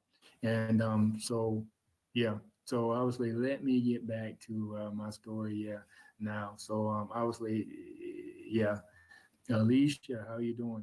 Back in the States, Alicia, how are you doing? How you doing? How's everything going? So right here, what else do I not do? So we really, right now, we do not walk for exercise. So we do not walk for exercise. We actually walk to get places. I mean, it's just the benefits that people have in the States and in other countries is just kind of amazing because people actually, we were actually on the trail today. Well, more than likely, sometimes we do walk for exercise or whatever, but more than likely, if you're going to see us walking, we're pretty much walking, or if you see the people here walking, they're actually walking for a purpose. They're walking to get somewhere. They're walking to get to work. They're walking to the bus stop. They're walking to, pretty much sell stuff, or either actually the women, we were walking on the trail today and this lady had, I don't know, bag had to be at least 20 pounds and she had it on top of her head, and there's no exaggeration. I mean, my wife thought it was trash because it smelled pretty bad, but I don't know, it might have, but she was coming back from, I guess, a long day. So if she was going there, I would say probably it was a potato sack and she had potatoes in there, which, I mean, the bag was probably maybe about 3 feet high and she had it on top of her head. So they carry a lot of stuff here, at least the women do. They pretty much have a lot of stuff on their head, and they have babies and stuff on their back. That's the culture. Like if you see different pictures and stuff, you'll actually see if it's a lady in the picture, she'll actually have a baby on her back. So they actually take these sheets and they wrap the baby pretty much on their backs, and they just carry the baby around. The baby kind of just, hanging there or whatever.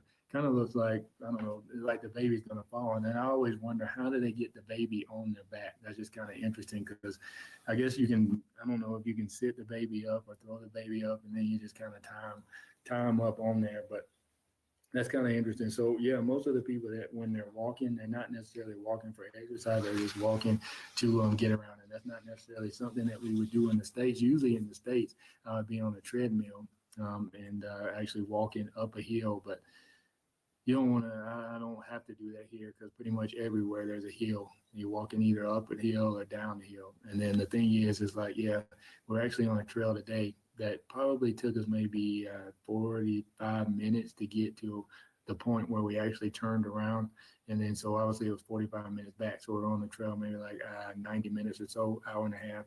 And that was pretty interesting. Let me see if there's any comments in here. So yeah, that was interesting. Ola, Jimmy Butts from I think he's still in Hawaii. Let me know where you're at, Jim. I don't know if you're still in Hawaii or not, but I know that's where he was. He was in Hawaii, and yeah, so he was in Hawaii. But yeah, thank you guys for hopping on. Like I said, anybody that has traveled anywhere, stuff. Jim, let me hear your experience about Hawaii. So I know that obviously you lived in the States, grew up in the States. I think you were from California, and then you moved obviously to South Carolina. So what are some different things that you guys do in Hawaii? Some different things that you see that you do not do in the States? That's kind of what I am going over now. Just because we are actually, I don't know if you know or not, but actually we are in Rwanda, Kigali, Rwanda, and where obviously I'm kind of just giving my experience as far as that, and just explaining, some of the things that we do here that we don't do back home. So yeah, and walking for exercise. So yeah, that's something that a lot of people do here, is they walk for, they really don't walk for exercise. They walk to get to where they're going. Like I said, in the States, I would be on a treadmill, but not here. I mean, the treadmill is the actual grounds itself. And I'm using one monitor. Obviously, I keep switching back, looking at, different comments and everything like that. I actually have multiple monitors at home, and I do miss my monitors. Gonna sit and watch properly. Yeah, actually, I need to sit up too with my neck. I need to stretch my posture and everything. Dan, what's going on? How you doing, man? Sit and watch properly. So yeah, this guy right here, Dan Magina, is actually, he does a lot of stuff with just coaching and actually mindset stuff. I mean, if you need to get your mind right, reach out to this guy, comment, hit him up in his inbox and everything like that. So you got to actually cook, and what else we got? Cook and wash dishes. So I actually got the opportunity to, I say the opportunity, I don't know if it's an opportunity or just, I don't know what you want to call it. But yeah, so actually I got the opportunity. You can go check it out on my YouTube channel. I've almost burned down the house, started a fire, actually probably 3 times almost started a fire, because there's gas stoves. I'm not used to cooking the gas, and then I actually had a pan that I normally don't like. If I blacken anything, obviously you have to get it hot. You gotta get the pan hot. And I'm used to cooking on cast iron, and I had not that good of a pan, might have been 10 or something like that. So, and actually you could actually see the pan warp. The pan actually began to warp. I mean, it pretty much began to warp. And as I was cooking, because I had the heat so high, and the pan caught on fire twice, almost burned up the stove. I mean, almost got caught on fire. Actually, my daughter almost got burned before me. But anyway, it's all in the videos on my YouTube channel. Some of it is actually on my personal page. So just scroll down below. Actually, it might be the video under this, but I think I put maybe 1 or 2, maybe 3 posts under this, and then probably be like the 4th post or so. So check it out. It's pretty hilarious. If you want to get a good laugh, then look at it. So yeah. So cooking and washing dishes. So yeah, actually, I guess this is, I don't know why I put washing dishes on there, because I don't wash dishes here, and then I don't wash dishes in the States. So I don't know why I put that on there. That's why I got my kids. My daughter just walked by. I don't know if you saw her or not, but yeah, they wash dishes, and actually they cook too. My daughter likes to cook. Actually, they cooked spaghetti the other night with, what is it, panini noodles, which, I guess it's really not spaghetti. It's just kind of something. Then you see my son right here. He'll wash dishes. He'll cook. He'll clean. Does a lot of good stuff too. But yeah, so I don't know why I put that on there. But I don't normally cook. and then I was going to wash dishes, but leave home for work. So that's another one. So yeah, I do actually have business meetings. I don't necessarily like leaving home for work. All you entrepreneurs out there, this is something that actually Rob Quinn taught me. He said you need to pretty much stay at home. Don't go out every day looking for, different meals and all that stuff, going to eat out and all that stuff, because he said it takes time. You need to figure out how much time you're actually spending, how much you're worth per hour. So if you're actually traveling a lot of the day, then you're losing time. I mean, unless somebody's driving you around, you're on your computer. But I can do that because I do have a hotspot, but I don't normally necessarily like pulling out my computer because it kind of takes, I don't know, I have to get in a situation, in a groove. And sometimes, just pulling out my computer, my laptop, even working, doing some stuff on my phone, I don't like doing that because I just like pretty much if I'm in commute and somebody's driving me around, I like to sit and think. I guess I could pull stuff out and actually write it. What is this? What does this do? Oh, hide comment. So I don't know. Joe was actually earlier asking me to pull him on the camera, but I just had to send him a link. So, but yeah. So normally I get in a groove, and I like to actually. And normally my trips aren't that long. Most of the time I'm actually going traveling from the house to Impact Hub. But obviously you guys in the States don't know what Impact Hub is, but if you're a local in Rwanda, then you do. So, which is probably about maybe 15, 20 minutes away. Actually, even some local people don't know where Impact Hub is. Oh, excuse me. Let me get a sip of water because my voice is actually. So, yeah, actually, yeah. So that's why I do not like traveling because it takes a lot of time. You're losing a lot of time throughout the day if you're leaving your location, going to another one. It takes me a while to get situated and set up. I mean, I get in a new place or get in a place, and it takes me a while just to get focused and concentrated instead of just hopping out of the bed and just hopping on my computer. So I really don't necessarily like traveling. So that is something that I do here that I do not do in the States is actually travel. But I do understand that actually it is a good, because actually it's a good thing to do at times, because I've actually talked to a couple of people here. They said that they actually in the States, they go to Starbucks, and I guess they have either they're wearing ClickFunnels shirts or they have ClickFunnels on their or whatever it is. And actually, I'm just giving you the exact example they gave me. So actually, they have ClickFunnels stickers on their computer, on the outside of their computer. And actually, a couple of guys told me that they picked up clients just by wearing a ClickFunnels shirt and having a ClickFunnels sticker on their laptop. If you don't know what ClickFunnels is, I will actually post it in here, whatever. But it's pretty much just an easy way to build a website. And you don't have to necessarily use WordPress, go through weeks and weeks and weeks of building a website through WordPress, setting up all the different plugins. It's actually plug and play. So you just click, drag, and you got a website up. So that's pretty interesting. And sometimes it's not even that hard as far as plugging and playing, especially there's a lot of templates and everything. And if you reach out to me, let me know that you want to use ClickFunnels.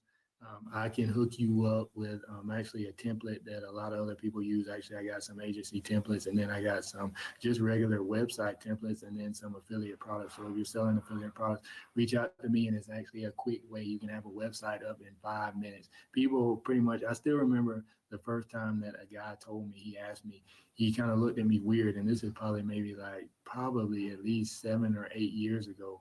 I think probably about 7 or 8 years ago. The guy looked at me weird because he handed me his card and he said, well, where's your card and where's your website? I said, what do you mean? I was like, I don't have a website. I mean, it was just like something that you're supposed to have. I mean, like you have a name, you're supposed to have a website. And I really didn't even have a business then, but he was just like, you don't have a website? He kind of looked at me. So you need a website, whether you're an employee at work. I mean, it's just good just to have a website. I mean, you can just have a website and just post stuff on it. Like I'm doing this, like I can take this video and put it on my ClickFunnels page, or have a blog or something like that, just have video, or either direct people to your YouTube. Actually, you can upload this on YouTube and just put a link on your ClickFunnels page, which obviously that's good. Then you have a website and all that stuff. But yeah, you got to get your domain name and all that stuff. But all that's simple stuff to do. Actually, you don't even have to get your domain name. You can just use ClickFunnels domain, and unless you want your own personal domain, which I would recommend. That way you can stand out and have your own personal brand. But yeah, so as far as that goes, cooking and cleaning, yeah. so I don't do that. Oh, actually, I was driving. So yeah, leaving home for work. So yeah, actually, that's what I was talking about as far as yeah, I might actually start going when we go back to the States, go to Starbucks and actually see, see if that helps. Wear my ClickFunnels shirt because obviously this guy picked up a $10,000 client, and when I say $10,000, I mean the guy was actually getting paid $10,000 a month, and that was just one client for some of the stuff that he was doing, actually building out funnels, which I have. There's multiple facets of ClickFunnels, but obviously, yeah, they have different programs inside that people tell you how to use it. I can show you how to use it, and then I actually have a program that actually shows you how to use it, walks through it from a person that is using ClickFunnels and has made millions off of ClickFunnels. Actually, not even millions, multi-millions. This guy actually sold his business for $200 million. So that's pretty interesting, and that was only one faucet of his business. But yeah, so yeah, actually that's a good thing if you want to do that. But more than likely, I just like staying at home. That way, I can pretty much stay focused. And I mean, I even exercise and stuff from home. There's a lot of things that you can do, calisthenics, body weight exercises, everything like that that you can do just in the majority, pretty much the privacy of your home. And then obviously, yeah, some people do have a gym at their house where they can work out and do stuff at the gym. But as Ty Lopez says, do not jeopardize your health for anything, for no money, anything like that. So you got to work out every day. And then obviously, I know I'm on David Goggins' kick. So if you don't know who David Goggins is, he's the one that wrote "You Can't Hurt Me." He was actually a Navy SEAL. He was a Army Ranger, and then there's another thing in the military. He was the only one that has done that in the history of the armed forces. Actually, somebody said he was lying, but I mean, he's everywhere now. So if he's lying, then I'm pretty sure somebody would have outed him by now and found out by now. But the guy that said that is pretty skeptical anyway. He might be watching the video, but I really don't care because I pretty much told him to his face he's skeptical. So it's like you really don't believe anything anybody says. But yeah. So he actually said, yeah, he said the guy, there's no way he did all that. But anyway, he did do that. And he actually talks about, exercising, doing things that you don't want to do. I don't want to wake up every morning and do push-ups. I don't want to wake up every morning and do squat. I don't want to wake up. Actually, you don't want to wake up a lot of the mornings and get out of bed, but you still do anyway. Just sometimes you just, I don't know, just like laying in the bed, but you still got to get up. And then there was a lady that actually, she said she was laying in the bed. She was doing that months and months and months. What's her name? Mel Robbins, I think it is. And she said that she actually counted. She actually wrote a book on this, 5, 4, 3, 2, 1.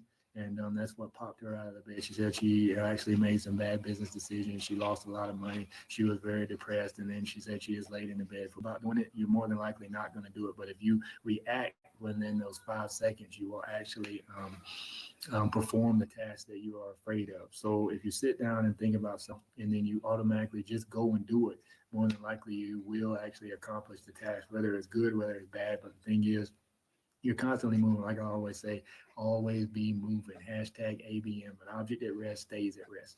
So make sure that you are constantly moving. So let me go ahead and continue on with this because I'm on this live for probably about 30, 45 minutes now. So conduct interviews. So this is something that I actually did not like taking part of whatsoever. I never really conducted an interview. I've actually been in interviews before where obviously I've been in interviews, I've been interviewed, and actually I was on the other side of interviews. Like I got to ask a couple of questions to a couple of interviewees and all that stuff at a couple of times, but I actually conducted an interview. It was just me and another person that we're actually getting ready to hire into our business. So that's pretty interesting because that was actually the first interview that I've actually conducted on my own. So obviously I'm doing new things here. That's something that I would not necessarily do in the States. As far as conducting interviews. So obviously there's time to grow. Like I said, always be moving, continuously move, continuously do things that you don't normally do, because if you don't do new things, then you're going to continuously do the same things, which means you'll be in the same place. So if you can constantly do different things, then you'll obviously constantly be in different places. Now, whether that's good, bad, whatever decisions that you make, just constantly make sure that you're always doing new things, Don't necessarily get in a habit. Yeah, you need to have habits. Yeah, you need to have goals. Yeah, you need to have certain things that you do every day. But there's still things that you need to do that you are afraid to do, things that you really don't want to do. And I don't necessarily want to say that I did want to conduct the interview, because more than likely I'm an isolated person. I like staying to myself. I like analyzing, Facebook ads, building out bots. All that stuff can be done solo. Building out email campaigns. How are you going to do that, with people talking around you, talking to people? But, you got to get out. You got to network, with some people. You got to meet new people. You got to meet business owners. If you want to grow your business, you got to step out and do things that you don't want to do. But then obviously, you're going to have people that say, yeah, I built my business from scratch, just sitting at home doing this stuff. But I guarantee you talk to some people. You had to, because you had to have people that purchase your products, whatever you're selling, affiliate marketing, digital product, whatever it is, you had to have somebody buy. So you reached out sometime, somewhere, somebody, you had to, even with a Facebook ad on the post, somebody reached out to you, somebody had to comment. You're doing some type of, you're reaching out some kind of way.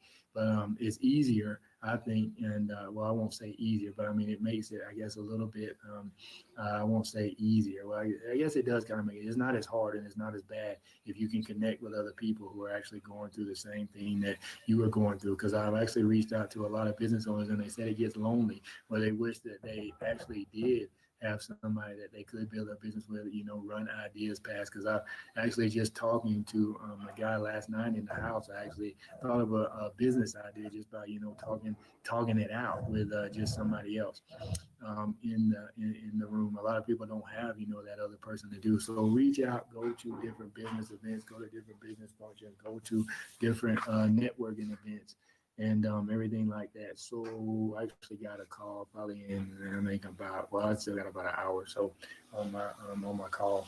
But yeah, so wanted to before the call begins. So wanted to do that. Yeah. So what else is it? Oh yeah, and this is interesting too. Plug things in the socket. So this is pretty different. So yeah, over here in Rwanda, I don't plug necessarily things straight into the socket. Actually, when I first got here, I was trying to cut my hair. I plugged my actual, my clippers. I plugged my clippers into the wall, and they short circuited probably within like 2 or 3 minutes. And these are like professional clippers, like the kind that they actually use in, a barber shop. And they short circuit pretty much in 3 seconds. They just got too hot. I couldn't even hold them in my hand. The motor got too hot. We had issues with our bottom mix as well. You can't really plug it necessarily in, but obviously you have to use a plug. I don't know if I can pull it up. Actually, let me see if I can pull it up. See, they have different plugs over here in Rwanda. I don't know. Can you see this? Actually, I'm at the TV now. I don't know if you can see it. Let me hold it like this. Oh, my screen.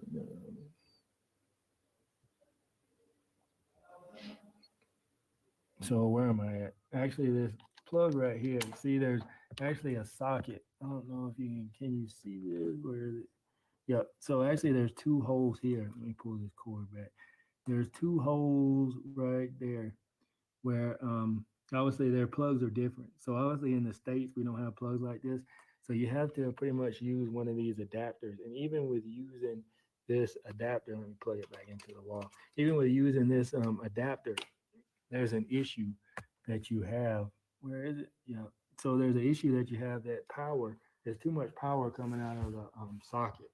So that's pretty interesting. So I realized real quick that I had to figure out a way to use my clippers. So actually, probably for about a month, I did not cut my hair. So I was looking rough. And actually, one of the guys in the business, he said, "I think you need to shave." And actually, it was my first time meeting him. He was like, "I think it's about time for you to shave." I was like, "Yeah, but I can't use my clippers." But I did figure out a way to do it. There's actually we bought something off of Amazon. And it's actually, I guess it's like a converter, a power converter, where it's kind of like an extension cord, but it has different plugs and stuff in it. So what I do is when I am actually using my clippers, I actually have to plug that into the wall, and then I actually put one of those little adapters on there. And then I actually plug my clippers in, which that's still, usually back in the States, my clippers will last for, I can cut my hair and my son's hair. So it probably take me at least I can use me for about 60 minutes. Here, I cannot do that. I still probably only have maybe about 25, 30 minutes before I can, before they start getting extremely hot. So that was pretty much it. So there's, pretty much this is just, just a list of things, I don't drive over here, walk for exercise, using one monitor, um, cooking and washing, plugging things in the socket. I mean, that's pretty much it. So it's just, a different lifestyle over here. Obviously, yeah. I mean, I told my wife about this, and we kind of talked about it somewhat. But yeah, things are different in the states. I mean, we pretty much really are privileged in the states. If you look at some of the houses, some of the stuff that the kids wear here, just the same clothes every day. Actually, it's a pretty interesting story because they actually always go and get water. And there was actually our chef said, one day he was like, why are they so dirty when they get water? Pretty much every day. It's like the kids are so dirty. It's like, why are there, says you only have, says one guest is available, only you can see the lobby. What do you mean one guest is available? What's that mean? But anyway, they were the guy, the RCF said is like, why are the kids so dirty when they get water? It's like it doesn't make any sense. So actually, one of the little girls, I guess, one day, actually, this is a pretty interesting story too. My wife actually met, I guess it was a little girl. She was walking with my kids one day. I think I was going to a business meeting or something, but she was walking with the kids, our kids, and she stopped, and there was a little girl, and I'm good at retelling stories. Oh, that's good. So yeah, so my wife was walking with, I guess the kids, and then a little girl stopped and she said she had to get the chef to translate what she was saying, but was kind of asking her. My wife was asking her where is she from and all this stuff. And then my wife said, you're beautiful. And she said, what do you mean I'm beautiful? I can't be beautiful. I'm a village girl. So just to let you guys know, no matter where you come from, it doesn't matter. You are beautiful. You can do things. I mean, that's just a situation story in itself for the fact that somebody was probably telling this little girl and not even her. I mean, it might even be her parents and, even her grandparents. I mean, people think that just because, they're in the village that they can't do anything. I mean, even in the States, you see things like that. People think that they can't accomplish things, but I just told you, it was a guy on here earlier, cow horns, cow horns. Yeah. So he's actually from Rwanda and he is a business owner in Rwanda. And you're not going to tell him that he can't do anything because he's already done it. He's an entrepreneur that's actually selling his products overseas online and everything like that. This guy, he's not, in the poverty level anymore. So, yeah. So you have a situation, you're born in a situation, but just because you're born in a situation does not necessarily mean that you need to stay there. So, yeah, so the girl actually visited. My wife came in one day, and actually it was this past Sunday, and she came, and our chef was actually out there translating stuff like that. So he finally asked me, he said, I'm going to ask you, why these kids, because actually it wasn't her, it was her and probably about 5 or 6 other kids, which she's 12, so she was the oldest. And then I think it was maybe like an 8-year-old, 5-year-old, something like that. But anyway, it was different ages, but she was the oldest. So all the other kids that were there were under the age of 12. And the chef actually asked her, he was like, why do you not wash, every day? Because it's like you get water every day. So it's like, why do you not wash yourself? And then she said that, pretty much we have chores to do. So if we do not, which my wife said she didn't think that was true. She pretty much just said they're probably not washing themselves. But this is what the little girl said. And obviously it was translated. So she said it in her language, Yiki or Wanding. So she said, yeah, she said, she said, I don't wash because, I have chores to do. She said, some days I don't wash because I can't take a bath unless my chores are done. But situation with that was the girl actually does have a hard life where they have to walk. I don't know how far, but we found out that the place that they're getting water from, the pipe actually broke. So they're pretty much getting water from almost the ground. I guess it's almost like, I guess it's like a spring or something. So water is actually coming through on the ground. And I don't even know how they're putting it in buckets if it's coming through, from the ground. And so that's pretty, and they actually walking to get this water. And actually the chef said that people are dying, kids are dying, adults are dying because of their drinking that water. The water is already bad. I mean, we do have water here in the tap, but you can't drink the water here in the tap. There's a lot of different diseases and stuff that you can get from it, which I still find that interesting because, I mean, we're taking showers with this water, and obviously different things can be absorbed through your skin. Obviously, you have mucous membrane, so you put water in your hair, it's going in your eyes, going in your ears, going on your mouth, going, you got mucous membrane, so it's going on your nose. And then actually, I just got cut because I pulled a corn stalk off of the tree. I think that's what cut me. So something cut me on the plant, and I was bleeding. So obviously, yeah. So I'm putting water on the wound. So obviously, it's going straight into my bloodstream. So it's like, obviously, yeah. Some people are saying, well, it's not hitting your stomach or anything like that. But I mean, still, it's going into your bloodstream. It says the water is in a puddle, and they are scooping it up. Oh, my wife says they have to scoop the water up. So I mean, there you go again. I mean, as far as just as far as being, just privileged in the United States. Now, obviously, yeah, there's places in the United States where, yeah, there's bad stuff going on, especially in the inner cities and all that stuff. But I mean, the majority, I mean, they're still like within the city. I mean, you might say, yeah, these people are in the city close to, but honestly, they really have no form really of transportation. At least some people in the inner city can hop on a bus and go to the city, and actually, make stuff. But not I guess they can walk the buses and stuff, but I mean the distance that they have to walk here from the village to get on the bus or to hop on a moto, I mean it's totally different. I mean the area around them is just all poverty. Now granted, yeah, I haven't been to some inner cities deep down in California or Chicago or Detroit or anything like that. I mean, yeah, I know there's situations like that. People, yeah, are in the states like that, but I mean still it's just a different level of poverty here. And the thing is, people are always happy. They're always sharing stuff. They're always, excited. Like today, we were just walking down in the middle of, a path, and then all of a sudden we saw this house. The lady was standing outside. We were sitting there. My wife started talking to her, and she actually spoke English. And she said, "You're welcome here anytime." It's like, what do you mean we're welcome here anytime? How many places in America would actually tell you that you're welcome at their house anytime? More than likely, you're not even going to get close to the house.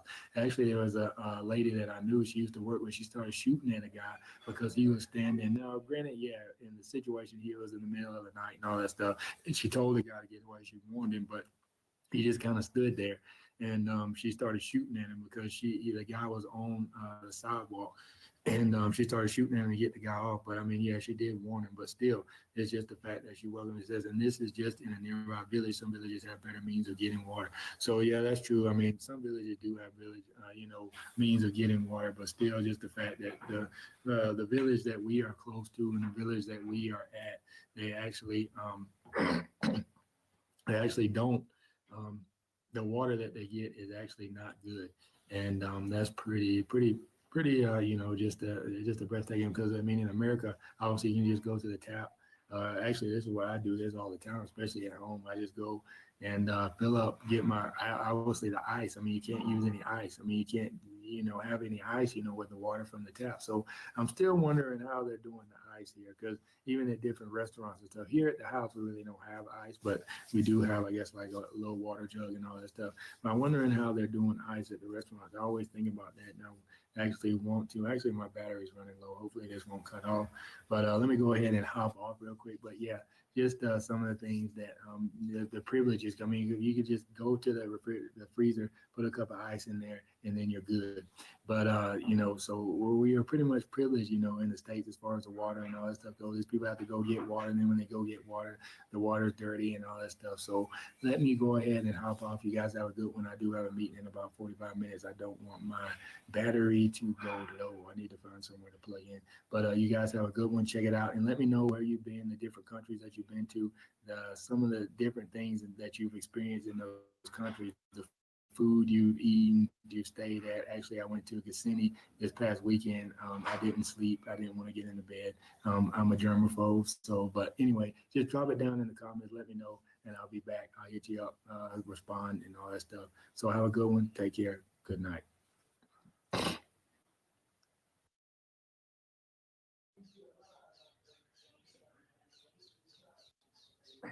What's going on? How's everybody doing today? Actually, I just thought of something. So here is I guess this is a tip. Actually, I'm outside.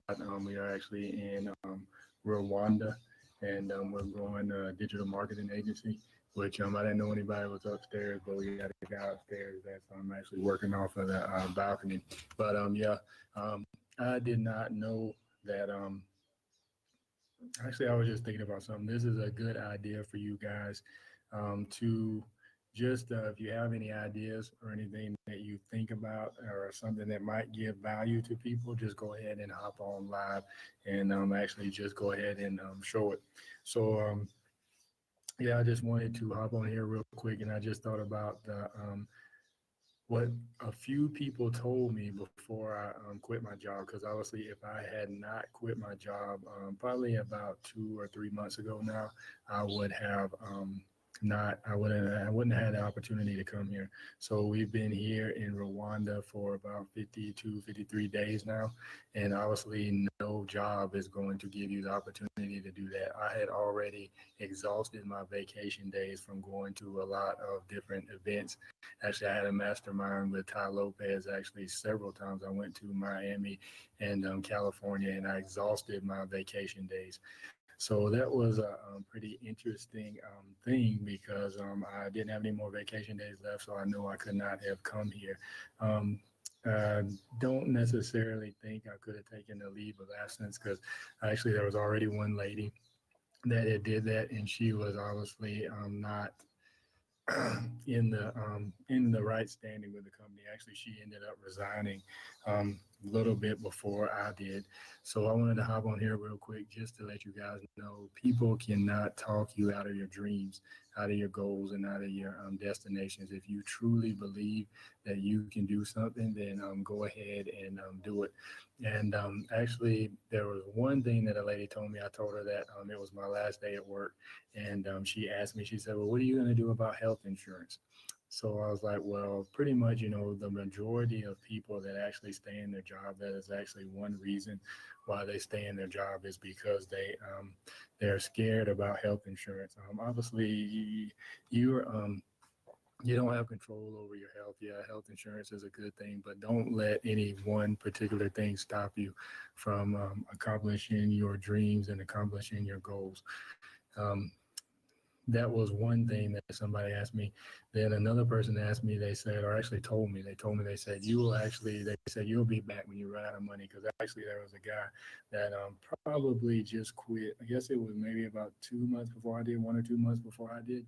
And he actually went and he's on the AT right now. So he's traveling the AT. If you don't know what the AT is actually a trail in the woods that goes from Georgia to Maine. So for I know I have a few people, actually a good bit of people that are actually in another country. So just Google the AT, and it's called the Appalachian Trail, and and it goes from Georgia to AT, which is on the east coast of the United States. So it starts all the way in Georgia and it goes to Maine. So that is a long journey. I think he said it's like 2,000 something miles, and he's actually walking it. He walked the trail. Actually, he broke off a little bit because he had some, I think his sisters or something had graduation, so he went back home and he went right back on the trail. So I think right now he has 100 miles left, which might be a little bit less than that now because that was a few days ago. So he probably has about 50 miles left. But the thing is, they said the same exact thing to him. It said he will be back once he runs out of money. But the only reason why a lot of people tell you that, the only reason why a lot of people are negative towards you is the fact that they don't have dreams of their own. They pretty much they don't have any dreams, they don't have any goals, they don't have any visions. They just see day to day. Um, Pretty much, yeah, they just see day to day. They don't look beyond their day. They're just used to clocking in. So don't let anybody who has a small mind and doesn't accomplish anything in their life, don't let them talk you out of what you're going to do. And actually, there were a couple of people that told me that I would always be at the company where I was at. They told me that I would stay there forever. So that was an incentive to me. After I had just told them, it's like, I'm going to pretty much resign next year. This was earlier at the beginning of 2018, and they told me that I would always be at the company where I was at, which was obviously I'm not there anymore. So that was an incentive for me, actually a little push, a little drive for me to continue to move forward. So don't let people talk you out of your dreams. And then another thing is you actually all of it wasn't bad. I mean, the lady asked me about health insurance, and then the other guy told me, he said I would be back Then a couple of people asked me, where you're going, what are you going to do? Did you find another job in the industry and all this stuff? But no, but just in case you're wondering, I was a pharmaceutical rep for about 14, 15 years. So just because you've been doing something for a long time does not mean you need to continuously do something. You need to do something that you like. I think they said I think I heard Arnold Schwarzenegger say this, that 74% of people do not like their job, do not like their life, don't like clocking in. And then I also heard that the most heart attacks are done or actually had, most of the heart attacks are had on Monday morning in between the hours of 7 to 9 or 8 and 9 when people are going to work on Monday morning. So that is a thing. So if you do not like your job, if you don't like where you're at, make sure that you are trying to change it. And then there was another guy that actually told me I needed to quit. This was probably about 3 months ago. He told me, I told him why I did not want to quit. Obviously, it's like, well, I said the same thing the lady asked me. I said, I need health insurance. I need to make sure the bills are going to be paid. I need a constant paycheck. But now that I realize, being an entrepreneur, being a business owner, nothing is really guaranteed. Even your paycheck that you think you're going to get, you may not get it. Actually, there was a company that I just started at. This was probably my second or third job out of college, and it was payday. And this is actually a big company, but they had some issues with their HR department and their payroll and all that stuff. So we actually didn't get paid on the day that we thought we were going to get paid. But what if that happens to you? What if something happens to the payroll? What if the company folds? Your check is not guaranteed. All it takes is one bad decision. Obviously, I worked in the pharmaceutical world, and actually a few companies that I worked for, they had recalls. So obviously, if you're having a product that actually gets recalled and people are actually going to pull it off the shelves and off the market, that is not generating money and generating profit to the company. So you can automatically lose your job from that, even though it wasn't your fault, it wasn't your decision. So you need to start thinking about ways to supplement your income or just have your own business for.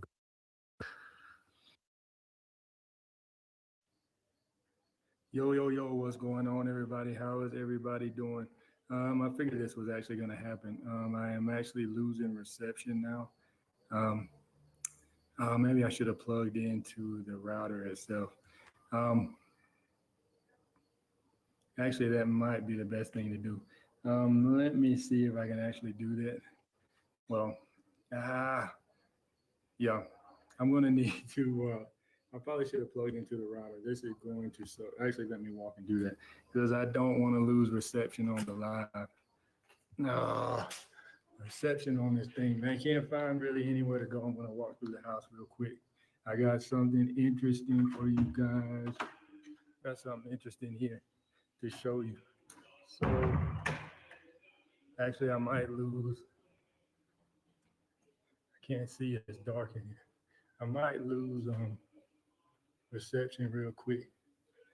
Where the lights at? Here we go. Yeah, so I'm about to plug right into the router. Yeah, we got mosquitoes in here and everything. Let me see if I can hook this up real quick. I wanted to go outside, but I'm not going to be able to. Not going to be able to go outside now.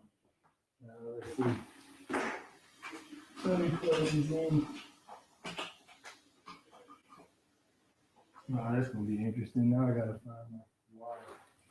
Yeah, so I got something interesting for you guys to see and to talk about. I got a little better reception in here, but actually I'm gonna have to go over here. So let me go over here real quick.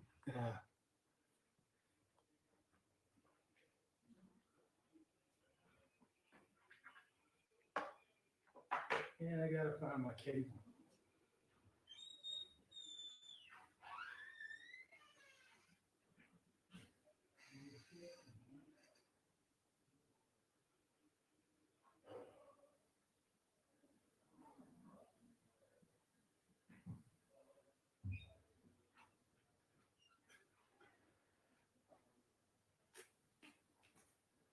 So yeah, I'm back.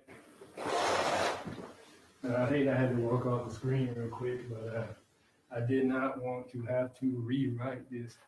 I'm going to plug directly into the router.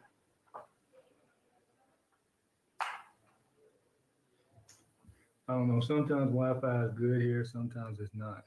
So hopefully this will help me out. But now actually I got good reception, so that's kind of interesting. Let me come on this side. Oh, let me close the door too. Pull it up a little bit.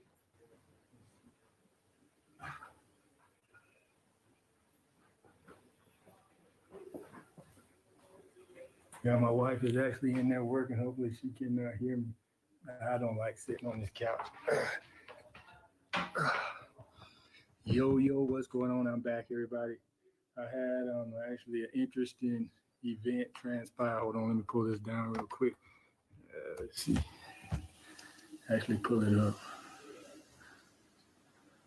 So yeah, this will save you right here. If you are losing reception with your Wi-Fi, this will actually save you. So I'm actually getting ready to plug it in. But guess what? Apple does not have that. I'm not a big fan of Apple. So that's one reason why they don't have a lot of connections. Where is my? Hopefully this will work better.